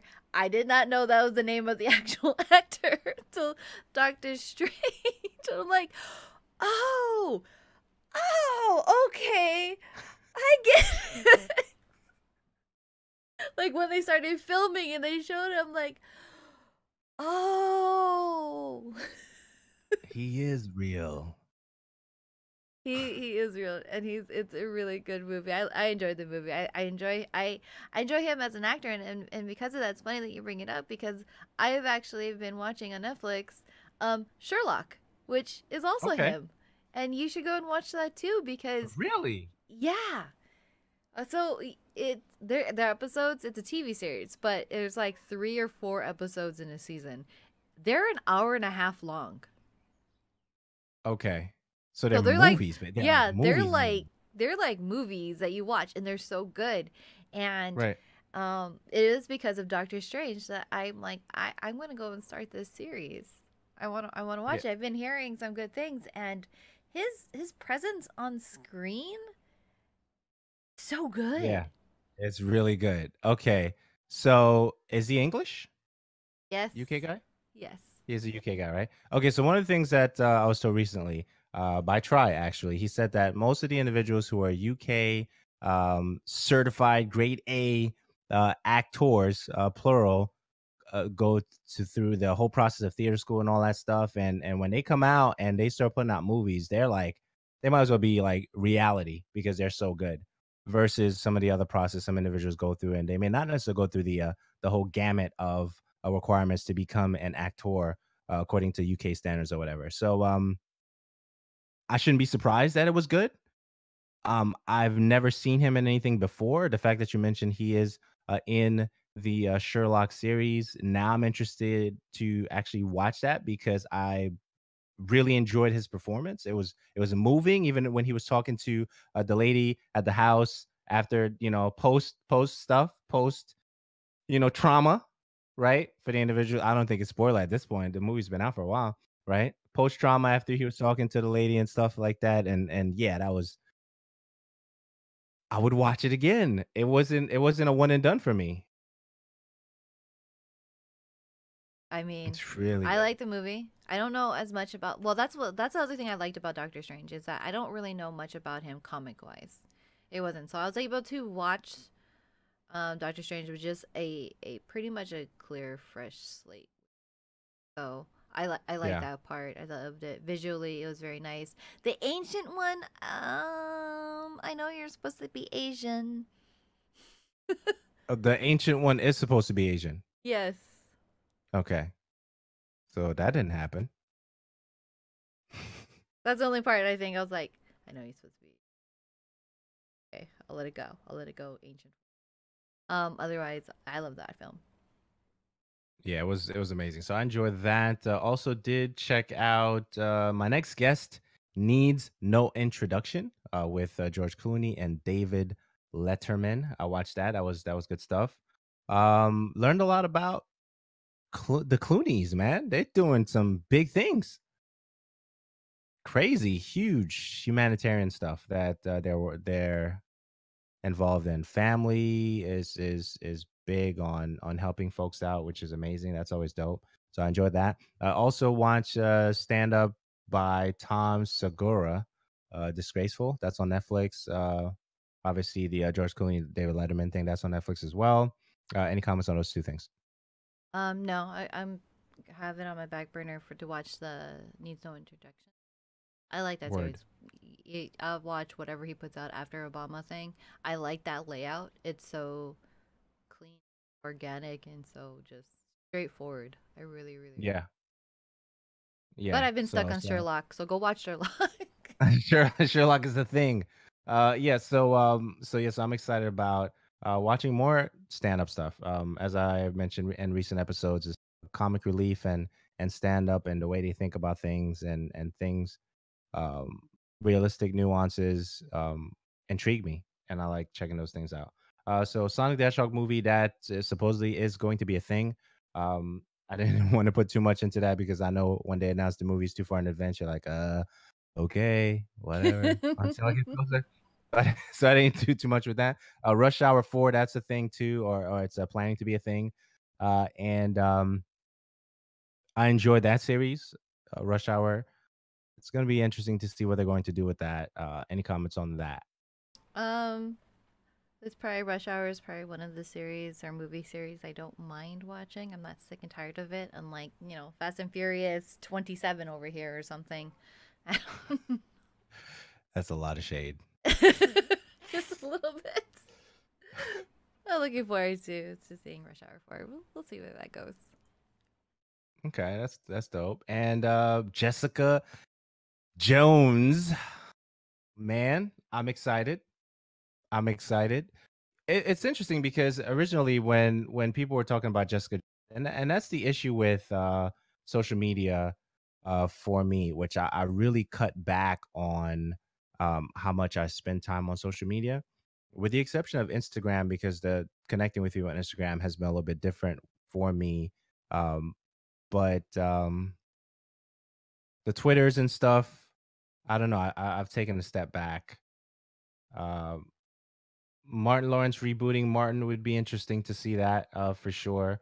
But Jessica Jones, when I was reading so much Twitter when Marvel movies were releasing stuff right on Netflix, I think that really messed with me in the way I enjoy the content, because the individuals that I was reading and listening to, definitely influential in their own way, shape, or form. So I really cut back all that external conversation.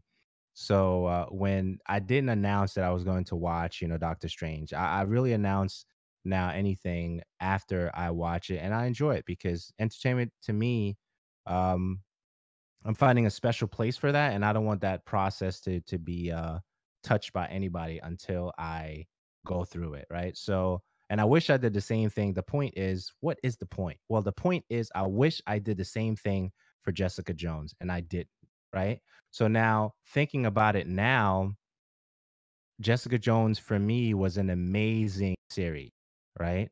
It was a slow start, but once I started putting all the pieces together, I think that, and even on screen now, watching the trailer, I think that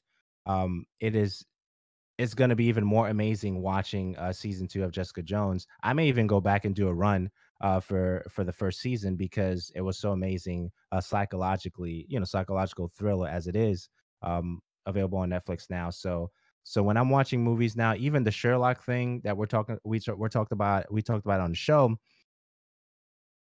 I wanna watch it in a space where, no one's saying anything to me externally about the series. I wanna make my own thoughts about it, and I think that there's a purity in that, the large scale of that when I'm thinking about it, there's a purity in that when you're creating content, when you're not spending time, listening to other people's opinions. Because what you really notice now is, I don't really reference a lot of other individuals on the show, right? Unless it's an article or something like that, unless it's Daniela herself or my crazy thoughts that you may think are crazy, right? Because I think there's a purity in that because you're getting who we really are as content creators, not everything that people are feeding us before we actually record an episode, right? So I don't look at anybody's stuff, which I've mentioned in the past. And I think, and I've mentioned it a couple of times because there's a purity in creating your own thing with the same information that somebody is probably talking about on another Twitch channel right now or another podcast right now. But what's different about it is you're getting the personalities, and people come for the content and they usually stay for the personalities, that kind of a thing. So the Sherlock thing I'm looking forward to, Jessica Jones, I'm looking forward to season 2, and even movies that are coming up, the Marvel stuff that's happening in May, the DC thing that I've been putting off, the new Batman, the Gaslight thing, I've been putting that off, but I need to watch that. There's some Netflix stuff that came out. Mute, I believe, came out, and there was a Jackie Chan movie, Reset, I think that came out. That's released in a while. Daniela, you have access to that if you want to check that out about Jackie Chan. So that's where I am when it comes to watching stuff and consuming it to talk about it on the show. Jessica Jones, Daniela. I'm just looking forward to it. Sadly, I'm still behind on it on watching all of the Marvel things. She was the very first one that came out, and I watched it, and I will admit it wasn't necessarily because of Jessica Jones. It was because David Tennant was in the was in the series, and I'm like, he's my favorite Doctor Who doctor. But I enjoyed watching it, and I kind of love her character. It's just she's just so not your typical female hero or anti-hero. And I love that. I love that contrast. I love that difference. So, and season 2 is looking and shaping up to be something like even better. Yeah, I'm definitely excited about that for sure. Um, okay, so I wanted to get your thoughts on this before I even say anything about it. So Joss Whedon is out. Should Patty Jenkins direct the Batgirl film or the upcoming Batgirl film? Your thoughts on that? I think she would be a great candidate. I really, really do. She did Wonder Woman, and before that, she did Monster. Oh my goodness, I loved Monster. I did. So I think she'd be a great candidate. I think she's a very strong director. She has a very good eye. And I think considering how DC is always very dark. It's always very it's not sunshine and rainbows. And if you take her art style and how she directs, I think she could really act really well to Batgirl and adding into the DC universe even more. So I can hope. Yeah, it's definitely be a beautiful thing if she does that. Yeah, so I'm excited about DC stuff. I think DC's trying to make their way back. I don't know, however you want to define that, to be better in terms of coherent narratives between movies and storylines. Um, I know you're a big fan of DC, right? If I remember correctly, and look forward to. No, No, this we're is I what I see mean. we're back. we're we're back. I just have notes on the screen. So I think that DC is trying to make their way back. And I'm looking forward to see more of their content, especially the animated series stuff. I really enjoyed that. And I keep hearing that Gotham is really good, and I'm behind on that. And Blacklist, which is one of my favorite shows, I'm trying to catch up on that. There's some sad moments there I'm rolling through right now, but it's definitely a show that I really enjoyed. Um, but yeah, so we're looking forward to those things as it relates to stuff to watch. And that's all I have for the entertainment stuff. Any Well, comments before we go? if it wasn't her, who do you think it would be? Like, can you think of any other directors, any other female directors that you? I mean, I can't. I'm just wondering. It's a question for you. I don't. Yeah. So because Wonder Woman was big, as far massive as far as the movie is concerned, I think it's really put me in a place to learn who these directors are behind the films. And to be honest with you, I've only heard her as a big name. I don't know any other individuals because that's never been my knowledge base as individuals who follow the directors and the writers and the showrunners of all the individuals who are doing big films. That's never been my thing. So learning who Ryan Coogler is, I had to look that up, right? Patty Jenkins, her name was mentioned so many times because we covered the news clips in the past. So now I understand who she is and what she's done and stuff. But outside of that, I don't know anybody else, and that's coming from an honest place. So I'd pick her because Wonder Woman was dope. I It's the agree. reputation. I agree. I'm sure Yeah, because she did Wonder Woman, she's in the forefront. She's there and considering Wonder Woman. It was very well received. So yeah. So now you got me curious now. no, I got you curious. Yeah, like I don't know. Zookeeper's wife, Nikki Caro, um, Wonder Woman, Patty Jenkins, Sophia Coppola, The Beguiled, Stella McGee, everything. These are short names because the names are kind of cut off. Trish C, Pitch Perfect 3. But in terms of a big, rock solid blockbuster film, um, I can't say that any of the names I just mentioned aren't qualified to do the work. You know what I mean?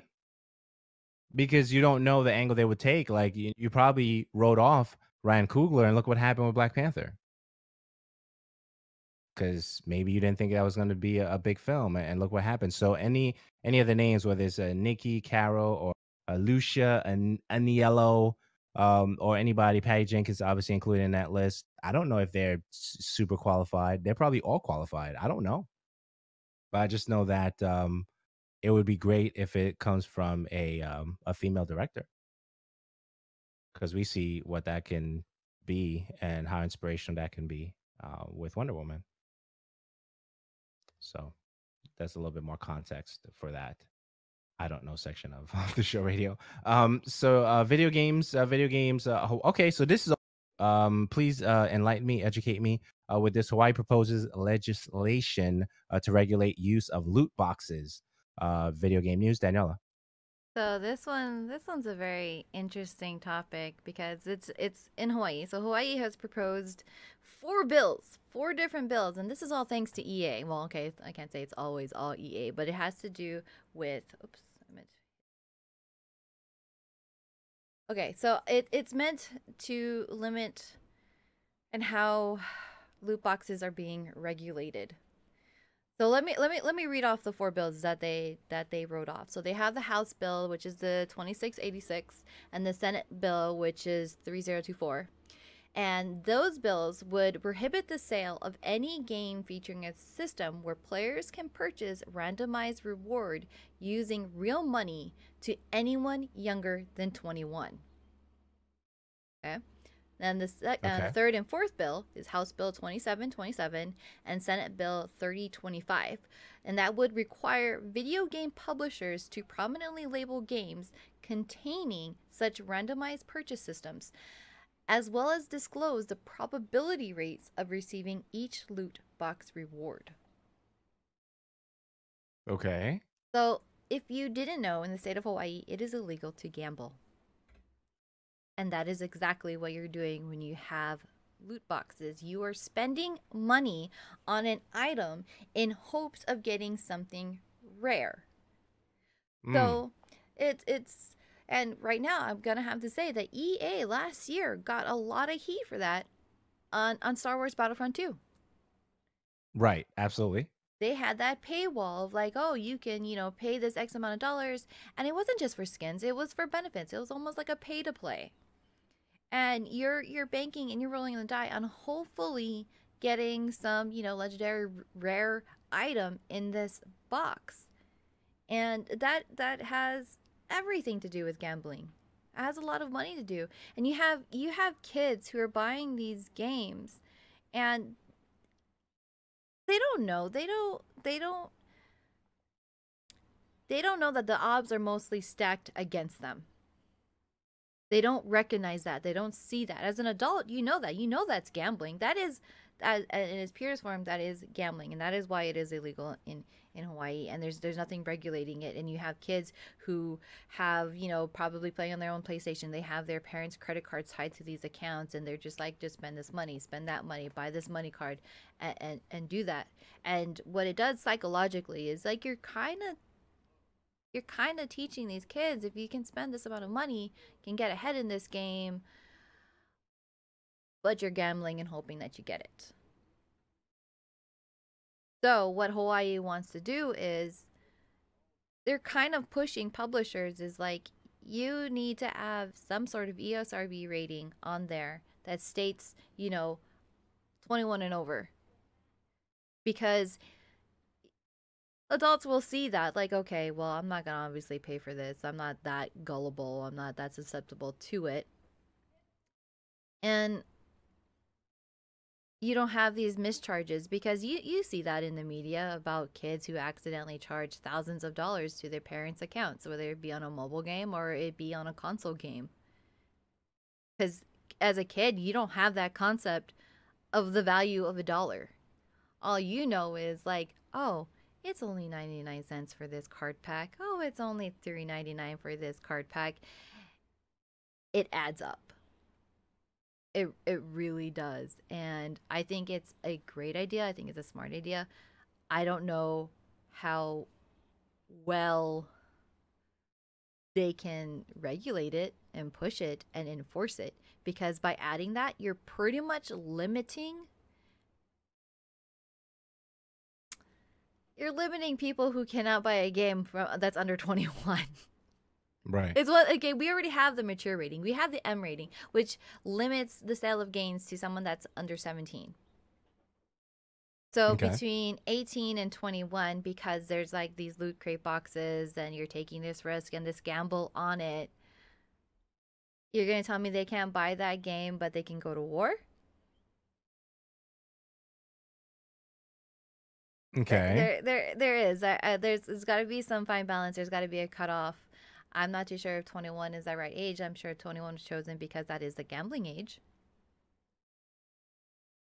So I find it very, very interesting. I'm very curious about where it goes. I'm very curious if publishers are going to start, rethinking how they're developing their games. I don't feel that EA is going to change it because EA is the most notorious for their loot crate boxes. They really are. And I mean, are they going to be upset of like, are they just going to retaliate? And EAs are like, all right, fine, we won't sell our games in Hawaii. I mean, I don't know what the numbers look like, but I mean, it's not like Hawaii is like a huge state compared to all our other states over here. I mean, are they that bad? I mean, I Hmm. know if I really wanted an EA game, which right now the only one I think I kind of want is Anthem. I'm going to be Okay. upset if there are loot crate boxes in that thing. You have no idea how upset I'm going to be if there are. Is that But that's an EA game, right? yeah, wait, now I have to go and double check and I have to go and fact check myself. I'm pretty sure that Anthem is an EA game. But you mean, like, EA is the leading forefront of being those microtransactions and those loot crate boxes that are included in their games, and there's other publishers that are like that, and it's not really a tactic that I like at all. I refuse. Yeah. So developer BioWare, publisher Electronic Arts, engine Frostbite 3. It's gonna be for PlayStation 4, Xbox One, and Microsoft Windows. So yeah. People are excited about Anthem. So I definitely want to say shout outs to hundreds. Thanks for joining the stream. And also doubling back to Try's question about superhero movies. Um, is there any actor you think should be replaced, Daniela? Oh, right now in all the superhero movies, should there be an actor Yeah. that should be replaced? Um,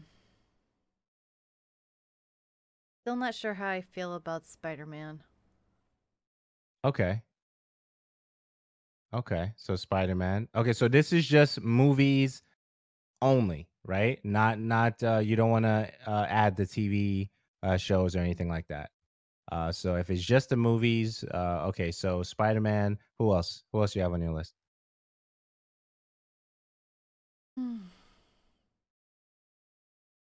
The actress that's gonna play the Wasp. Okay. I mean, that's an unfair judgment because I don't know that character. I don't know what she looks like as that character. But there's just something about that actress I don't like.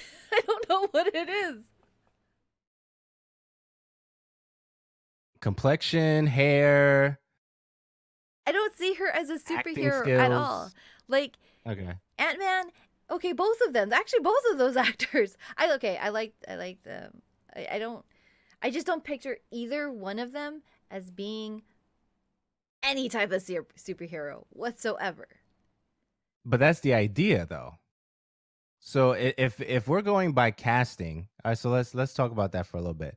If we're going by casting, unassumingly the Ant-Man guy I think was really perfect because this guy, and the whole narrative and his life and his family, and you would not think of him as a, superhero guy, but he was gifted in other ways, if you want to call that gifted, right?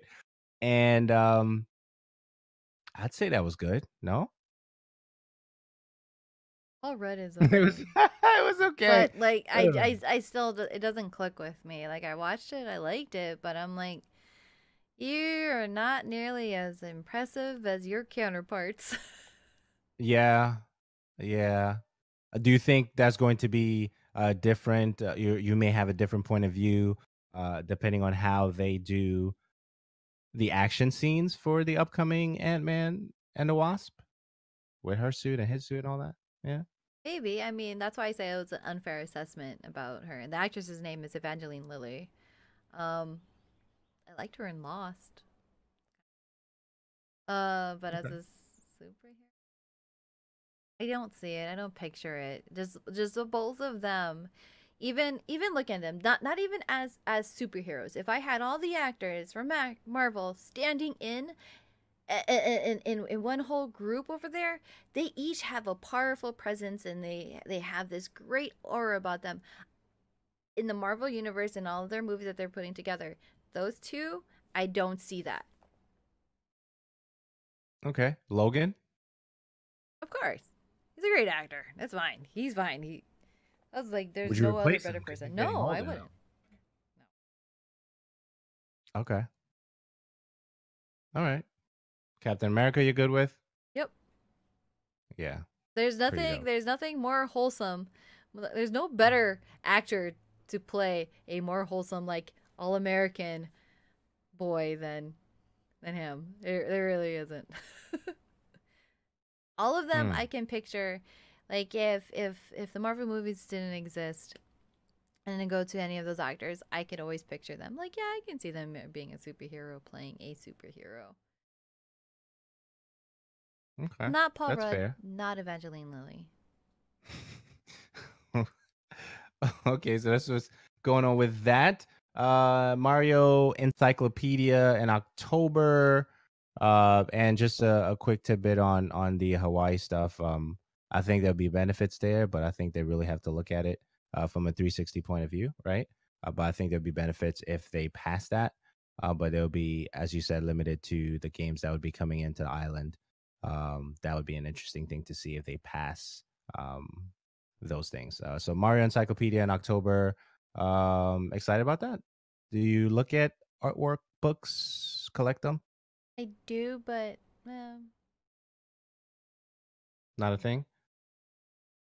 Not a thing. Mixer's catching up. Mixer adds game sales to their platform. Any thoughts on that? um, well, I mean, Twitch already does it, so it's bound for them to do it too. Right. The world that we live in, right? That But I thing. see, So I do notice a lot of big streamers and a lot of people are moving. There. Yeah, a lot of people who predominantly streamed on Facebook or they were on YouTube Gaming have been moving to Mixer. Kind of kind of interesting. Mixer is definitely changing it up, changing up the formula, changing up the game, which is awesome. Forgot what they were named before that. I forgot. Acquired by Microsoft, but yeah, I it was forgot to. yeah, I forgot what they were called. That's how bad their service was then, and nobody cared about it. But they're doing good now, and that whole revamp, I think it was great for them. Yeah, what was that called? That's crazy. A Service that mixer. didn't work for nobody. Yeah, you had that many issues with it? Oh, it wasn't impressive to me. Hmm. Interesting. So one of the things that Mixer does really, really well is the fact that their latency is really low. And I think that a lot of people have mentioned that quite a few times that when they're on that platform, they don't have a lot of issues with the latency. So that's interesting to know Hundreds if got you plan it. to use Beam. it. Beam. It was called Beam. Beam. Wow. Appreciate that. Yeah, formerly Beam. Man, that felt like so long ago though. No? Yes? Yeah, I want to say. But actually, was it? No, I think it was maybe a year and a half ago, 2 I know. years. I know. I know, but it It just feels feels like like so far really removed. long, but I realized it was like last year when 2016, 100 says. But I mean that goes to show you the good branding implementation, how quick that was. Like that's impressive. The fact that we have it so far removed from our minds, and the pictures that we've seen, even just hearsay and conversation about it, that's pretty impressive. TV Flash should have been movie Flash. Do you agree, Danielle? no, I like TV Flash. I like Grant Gustin. But he has. It's funny. I've said this before, but I realize this rule does not apply to Benedict Cumberbatch whatsoever. That man can do whatever he wants. Um, I don't think Grant Gustin has a very good movie presence or big screen presence like his other fellow actors does. I don't think How he's. would we know that though? I've seen his really bad movies and they're really cheesy, made for Okay, got it. TV, women's network thing. He's terrible. He makes a great Flash, but those other ones, no, Okay. no. Benedict Cumberbatch, he can go and do whatever he wants. He can do TV and he can do movie. Okay, fair enough. So I just want to mention real quick while you guys are in the chat, if there's any questions you want to ask before the show ends, we'll fit those in as we're recording. Once we get to the last topic of episode 391, we'll wrap up the show. So if you have any questions that you feel that you want to ask us individually, collectively about the show, about the topics, about anything that you feel that we should talk about, now is the perfect time to do that while we're live.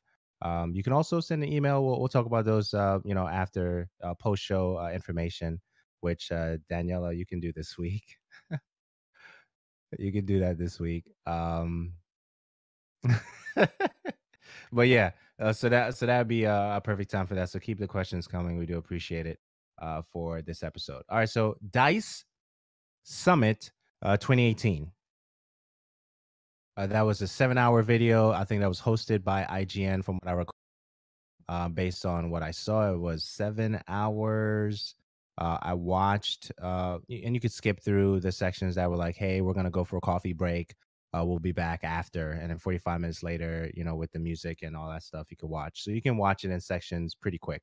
I really enjoyed that. So I don't know if you were able to catch any of that, Daniela. No, I didn't get to watch all of it. I got Okay. to watch some of it. It's Okay. it's 7 hours long. I didn't Yeah. get to watch it live or anything like that. I didn't watch the Dice Awards. Um, but I do know that somebody mentioned it to me, and I don't know how many there were, but there were actually a good representation of Asian American women at the conference that spoke. So I'm looking forward to watching that and listening in, because it's just there's not enough for me personally, and from what I see and what I view, there's not enough representation of Asian Americans, especially in the workforce for anything. For in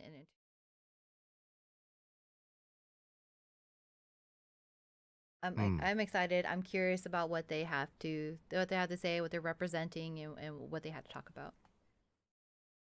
Yeah, I mean, for the conversations that took place during Dice Summit, I think this was the first year that I really considered, because I'm at a different place and consume stuff.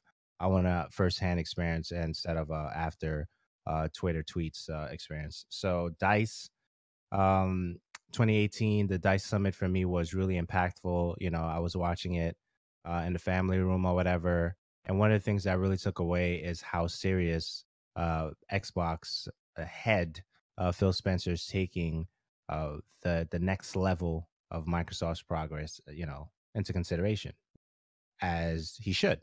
But the thing is, I don't usually watch those conversations and those keynotes, and it was really impactful. Whoever wrote his keynote, if he, I don't know how that process, if he wrote everything and then they kind of scripted it to make it sure it flows the way it did.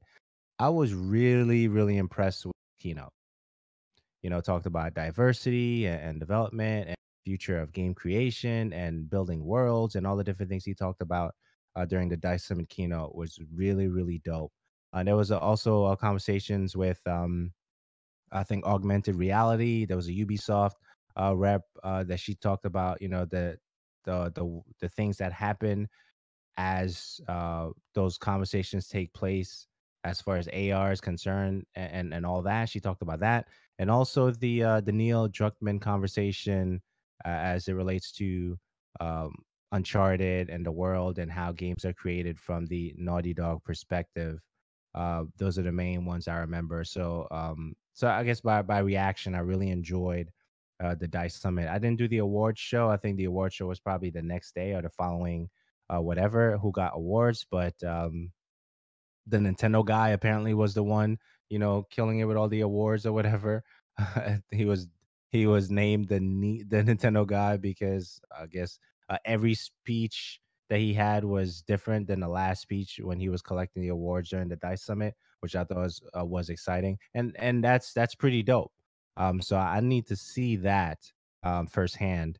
But yeah, so I really enjoyed what I've heard.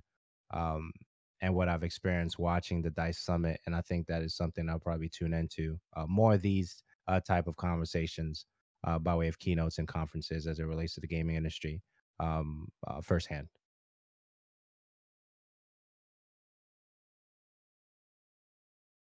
It was really good. It was definitely really good. I enjoyed that for sure. As far as that goes, hundreds will make it happen. That's all I'll say there. So Sledgehammer co-founders leave. Daniela, Yes. any thoughts on it? Any That thoughts sounds so on bad. That sounds so bad. Not one of them What? leaves. Both of them leaves. Just Yeah. are you abandoning ship or just like So let's build on that. Sledgehammer Games co-founders Michael Condrey and Glenn Schofield have left the studio behind Call of Duty 2 to shift their attention to new executive duties inside Activision. The company tells Glitzel Aaron Hallen will take over as studio head, and they give you the little quote from the thing. Um, they were together at EA for a number of games, including Dead Space. The two founded Sledgehammer Games in 2009 and pitched it to Activision, where it became an internal studio. Sledgehammer co developed Call of Duty Modern Warfare 3 with Infinity Ward and lead development on Call of Duty Advanced Warfare and Call of Duty World War II. And then there's some prepared statements there, and et cetera, as it is written. Okay, so interesting thing about that is there was a update that went out not too long ago, following the founders of Sledgehammer leaving, which made everybody happy. And it seems like it was an update that they were waiting for it to happen. Game being faster, aiming down sights faster, which are the two things I've heard for avid Call of Duty players at this time. I'm not an avid Call of Duty player, but these are the things that I'm hearing from the community who are really playing it. And they're saying that those changes were well overdue, and it seems like as soon as the co-founders left to go to those executive duties, according to the article, parts of the article that we just read, um, the community was happier with the decision for them moving on to the stuff. So that's a little bit more context there.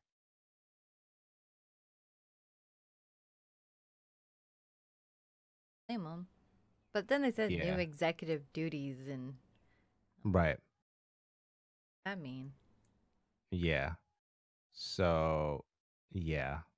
So we'll follow it. We'll keep it tabs on it, and I think that the process of the way I'm doing the notes now is going to allow us to pay closer attention to those things in detail, to add context to the conversation for sure. So yeah, so we'll keep an eye on it. So that's what's going on with that. Soul Calibur 6 adds Ivy and Zasa Lamel as far as characters are concerned. Burnout Paradise was a big thing this past week. Burnout Paradise Remastered. That's going to be a thing very, very soon. I think by spring, according to the date on that.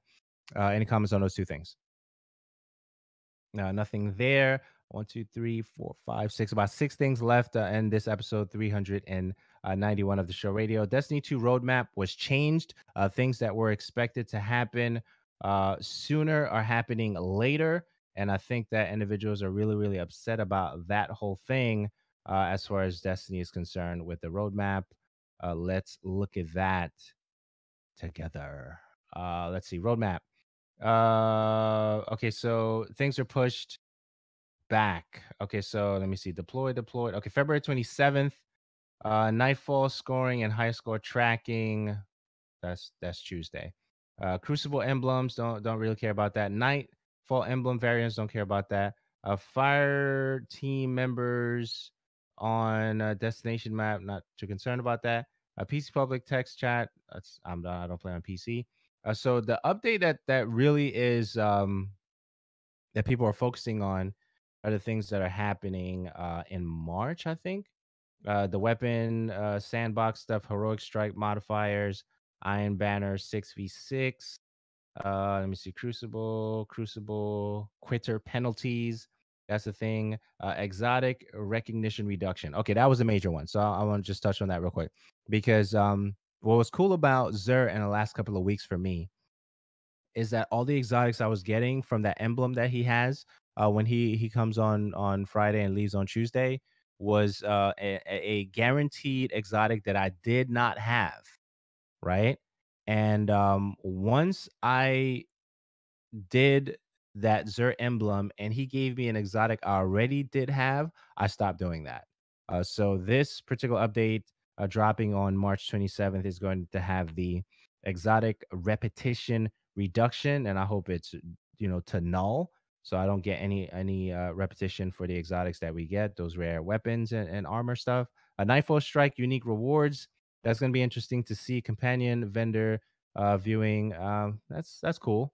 That's pretty dope. Nightfall Time, which I don't see there, and if it includes in the Nightfall Strike stuff, which the time being removed in Nightfall, which that will make me play Nightfall right now, but because that's still it's bad because I recently loaded Destiny and I turned it off to play something else.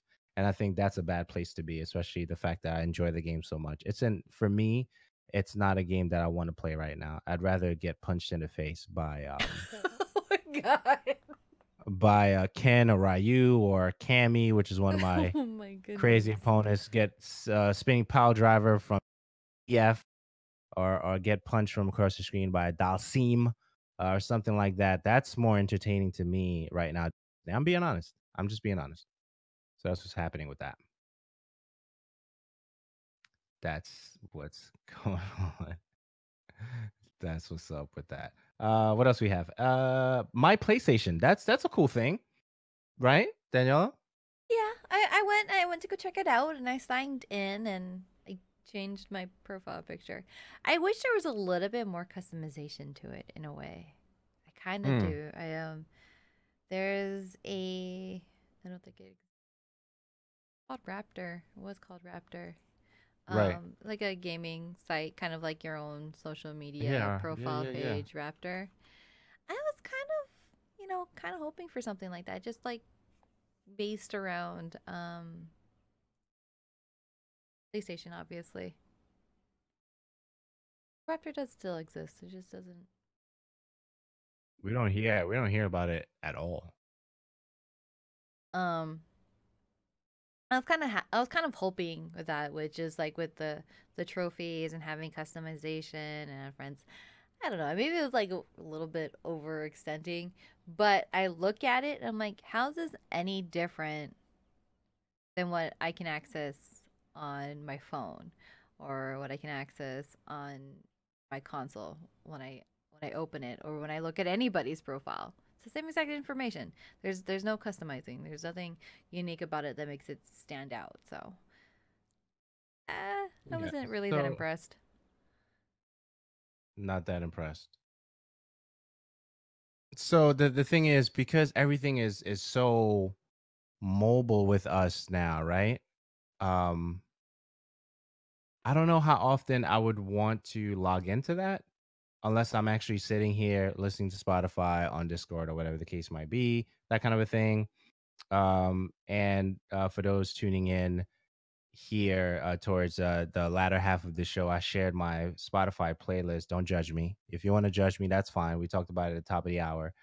It's my grind playlist. I definitely want to share with you guys. It's theshowradio.info / side A, side B, like all one word. So put that in. You get that playlist, and I'm pretty hype about it. I'm pretty hype about it. But that whole thing of being in front of the desktop doing stuff, we really do that mainly. Okay, I'll speak for myself.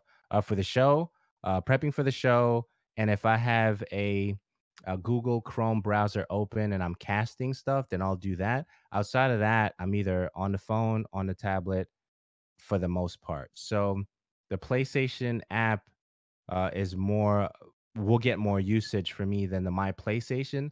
But I like the fact that which Xbox has had this for a long time, where you can log into the website and then see all the stuff.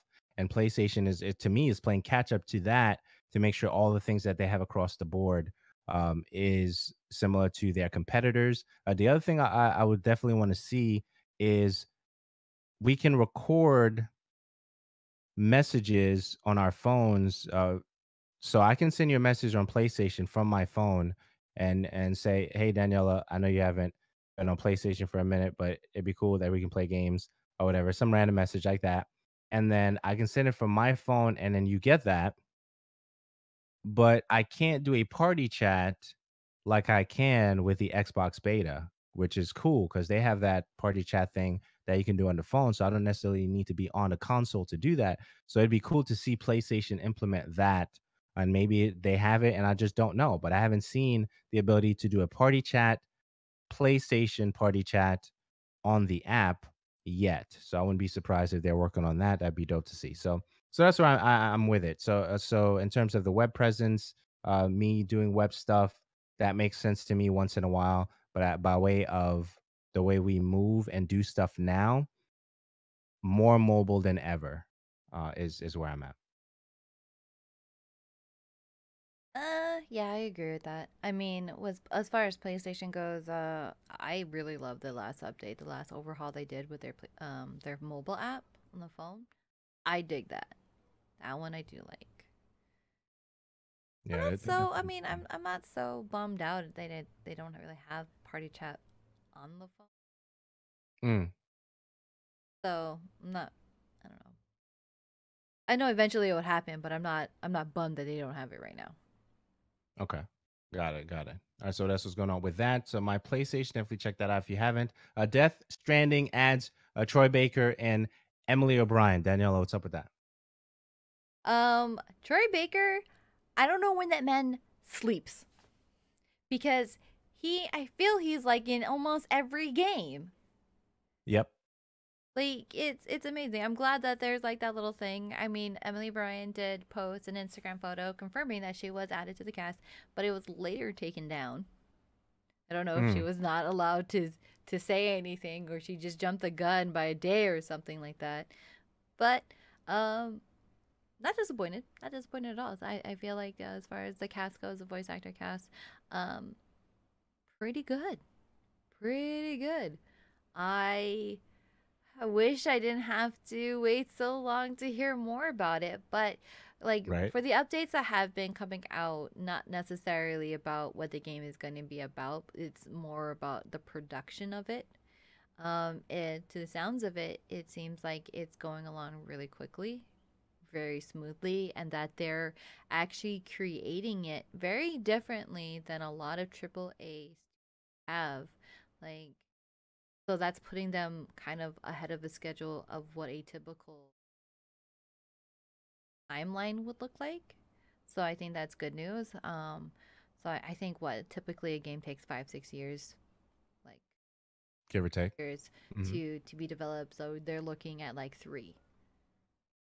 Oh, well then I think we're a year and a half in. Hmm. so Absolutely. so maybe that's a good thing or me being a little bit too optimistic. I don't know. Yay. And no, you definitely have about that. No, that's dope stuff. So similar voices, familiar voices. I'm looking forward to seeing the Death Stranding thing. Next thing on the list, EA reveals EA Play plans for E3. So that's a thing. Definitely have the tab open. Let's go down to they make adjustments to this. Let me see where I was.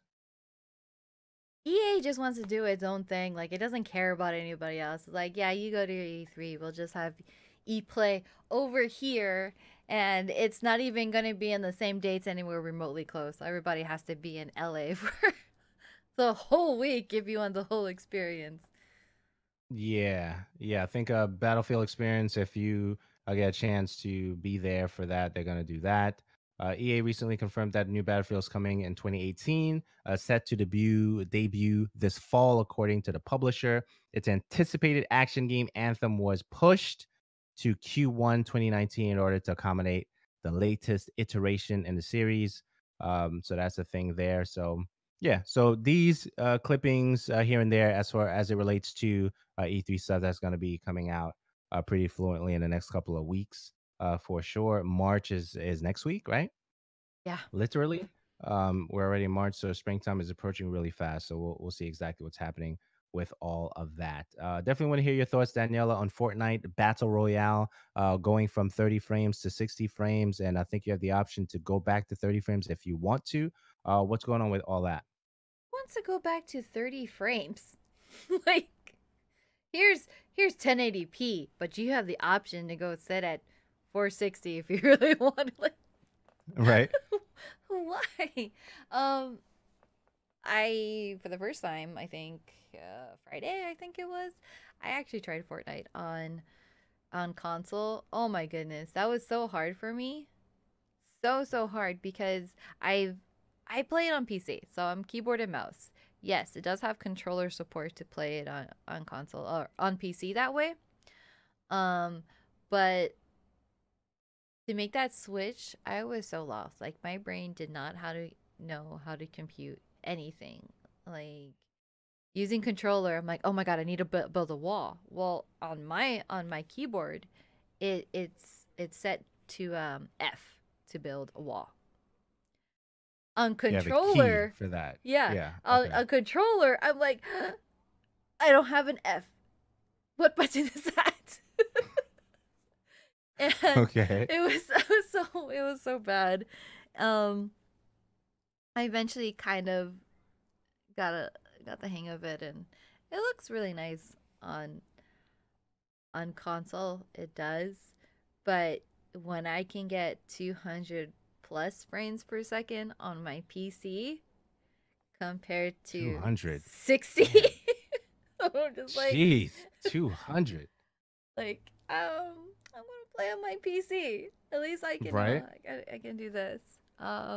It's great for everybody else because it was really hard. Before that, I did watch other people play Fortnite on console, and I'm just like, I just can't right now. I'm not trying to sound like an elitist, and I know I'm gonna sound. Don't judge me on that, okay? It's like when you're used to seeing something at 30 frames, you get used to it. You think it looks nice, and then just shown this whole new world.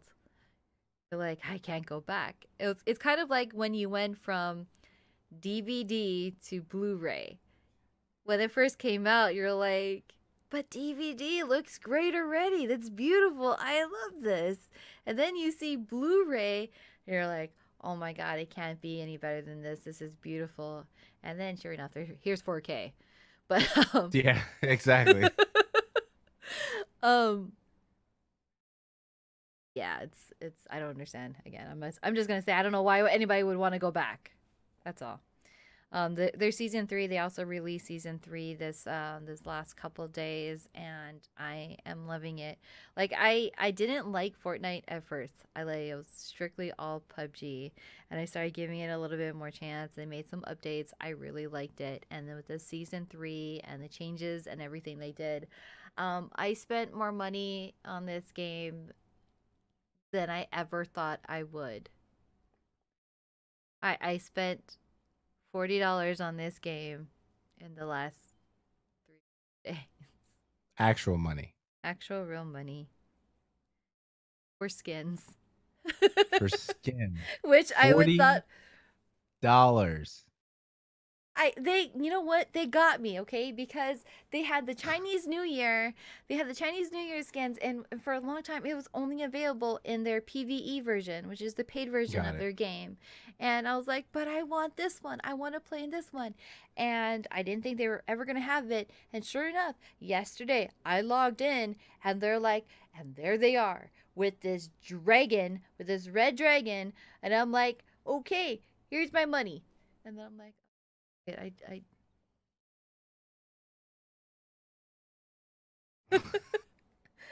Just like that. yes. And I'm like, just because it had two Chinese characters and a red dragon as a glider, and I'm like, this is so worth it. I'm so happy. But like everything else, the updates that they made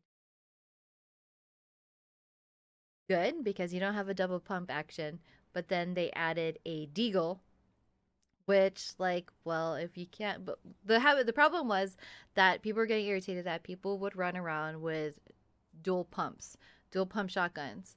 And so if you're running with one, it takes a while before you can shoot your next shot. Whereas this one is you can shoot with one gun, switch to another one, shoot again, switch back to the other one, shoot again, switch back to the other one, shoot again. It's like there was no delay into it. And the pump is a really powerful shotgun, which I feel they should still continue to nerf. But then they changed it, so now you have to go through a full animation of the you pumping the shotgun before you can shoot it again, even when you switch. But then they add a deagle, which is an incredible, powerful hand cannon, and it's like, well, now you can just run double deagles. So it's like, Dual wielding, basically, yeah, you're right? dual That's what you're wielding saying. it in Okay, a way. And got it. oh, speaking of dual wielding, so the only reason they have the battle pass, and if it wasn't for the fact that if you max out all the tiers and you go through all of the challenges and well, not necessarily all the challenges, but all the tiers to get to it, John Wick is at the end. John Wick is the very last skin, and I'm like, I cannot not have that too. Here's another $10 for this pass. John Wick is dope. I'm just like, man, Epic, you and you're just taking my money from Gears now to Fortnite. And, Are you still playing Gears? Side I note. know it's been a really long time. I really Uh, miss it, and a couple of my friends are like, "Oh, I miss our Gears days." I'm like, you know what? I do. yeah, that's a thing. All right, so yeah, so Fortnite. Um, I haven't made the change. I haven't crossed over yet. I don't know. I I think want you're to missing. though. It's a good game, but if you don't end up playing it, I don't think you're missing. Yeah. So last but not least, is it last but not least? No, well, Two two more. last but not least. Two last but not least. Paladin's plans to remove loot boxes. So that's a thing. I love the colors of that game, the graphics of that game. I've been a fan of that. My favorite character as it stands is Victor, the assault rifle guy. Um, really enjoy that game. So I'm not necessarily concerned about the loot boxes stuff, whether it's in the game or not in the game. But I do enjoy that game. Any comments on Paladins? Obviously want to keep being able to sell their game in Hawaii, so they took away the loot big Exactly, boxes. exactly. Which is very fitting that they're removing it. So they got the memo. They got the memo for sure. So that's what's going on with that. And yeah, so Nintendo allow user game reviews. Um, that came on the radar for me. So I was like, oh, okay, that's interesting. But you have to log in to your account to verify that you have officially played the games that you're about to leave a user game review for. That I think that's the process for that. Daniela, any thoughts on that? I kind of like that they require a minimum amount of time that you played before you can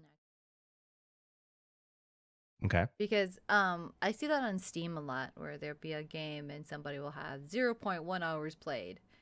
Really? You really give the game a chance. And I think it was like 2 hours that I saw, at least 2 hours. I guess that's a fair enough amount of time before you determine instantly if you like it or not.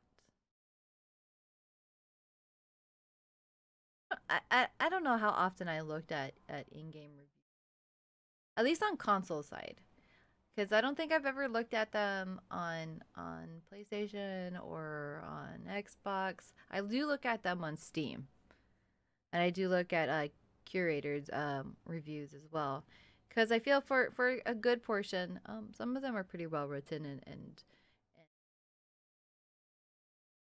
glad that Nintendo game with everybody else. Right. Absolutely. That's kind of it. That's all my thoughts. Okay, cool. So yeah, so that's all we have for episode 391 of the show radio. Thank you guys for joining us in the chat. Thank you for listening. Thank you for watching the show. I really do appreciate that. And Daniela, huh? I've been like pressing all these wrong buttons. This is what I mean. I need like 3 monitors so I don't over. I have like all of these windows open and they kind of just like overlap sometimes. And I click it to make it active. And I'm like, that's not what I wanted to do. Stop I making me look believe like in you. such a noob. I believe in you. I know you. I know you'll get it. It's all good. But guys, it's been really fun recording episode 391 there. Uh, um, yeah. So I'm really excited for episode 391, and as we move on to 400, like we're a few away, and that's really surreal to me. But one episode at a time. Not thinking about 400 right now, but definitely thinking about providing value and creating content for you guys. So Daniela, take us out. Thank you for watching and listening to the show. We appreciate you. And even if you're a first time listener, thank you. Thank you for giving us a try. If you have any feedback or tips or you want to fact check us, please email us at community@theshowradio.info. And you can also never miss a show, whether it be on Twitch or on top of your favorite podcatchers, by visiting theshowradio.info/listen. You can watch us on Twitch live every Sunday. Well, mostly we try for every Sunday at twitch.tv/theshowradio live. And for everything that we talked about on today's show, visit our website at theshowradio.info. And until next time, for 392, we will see you guys later. Bye. Peace, guys.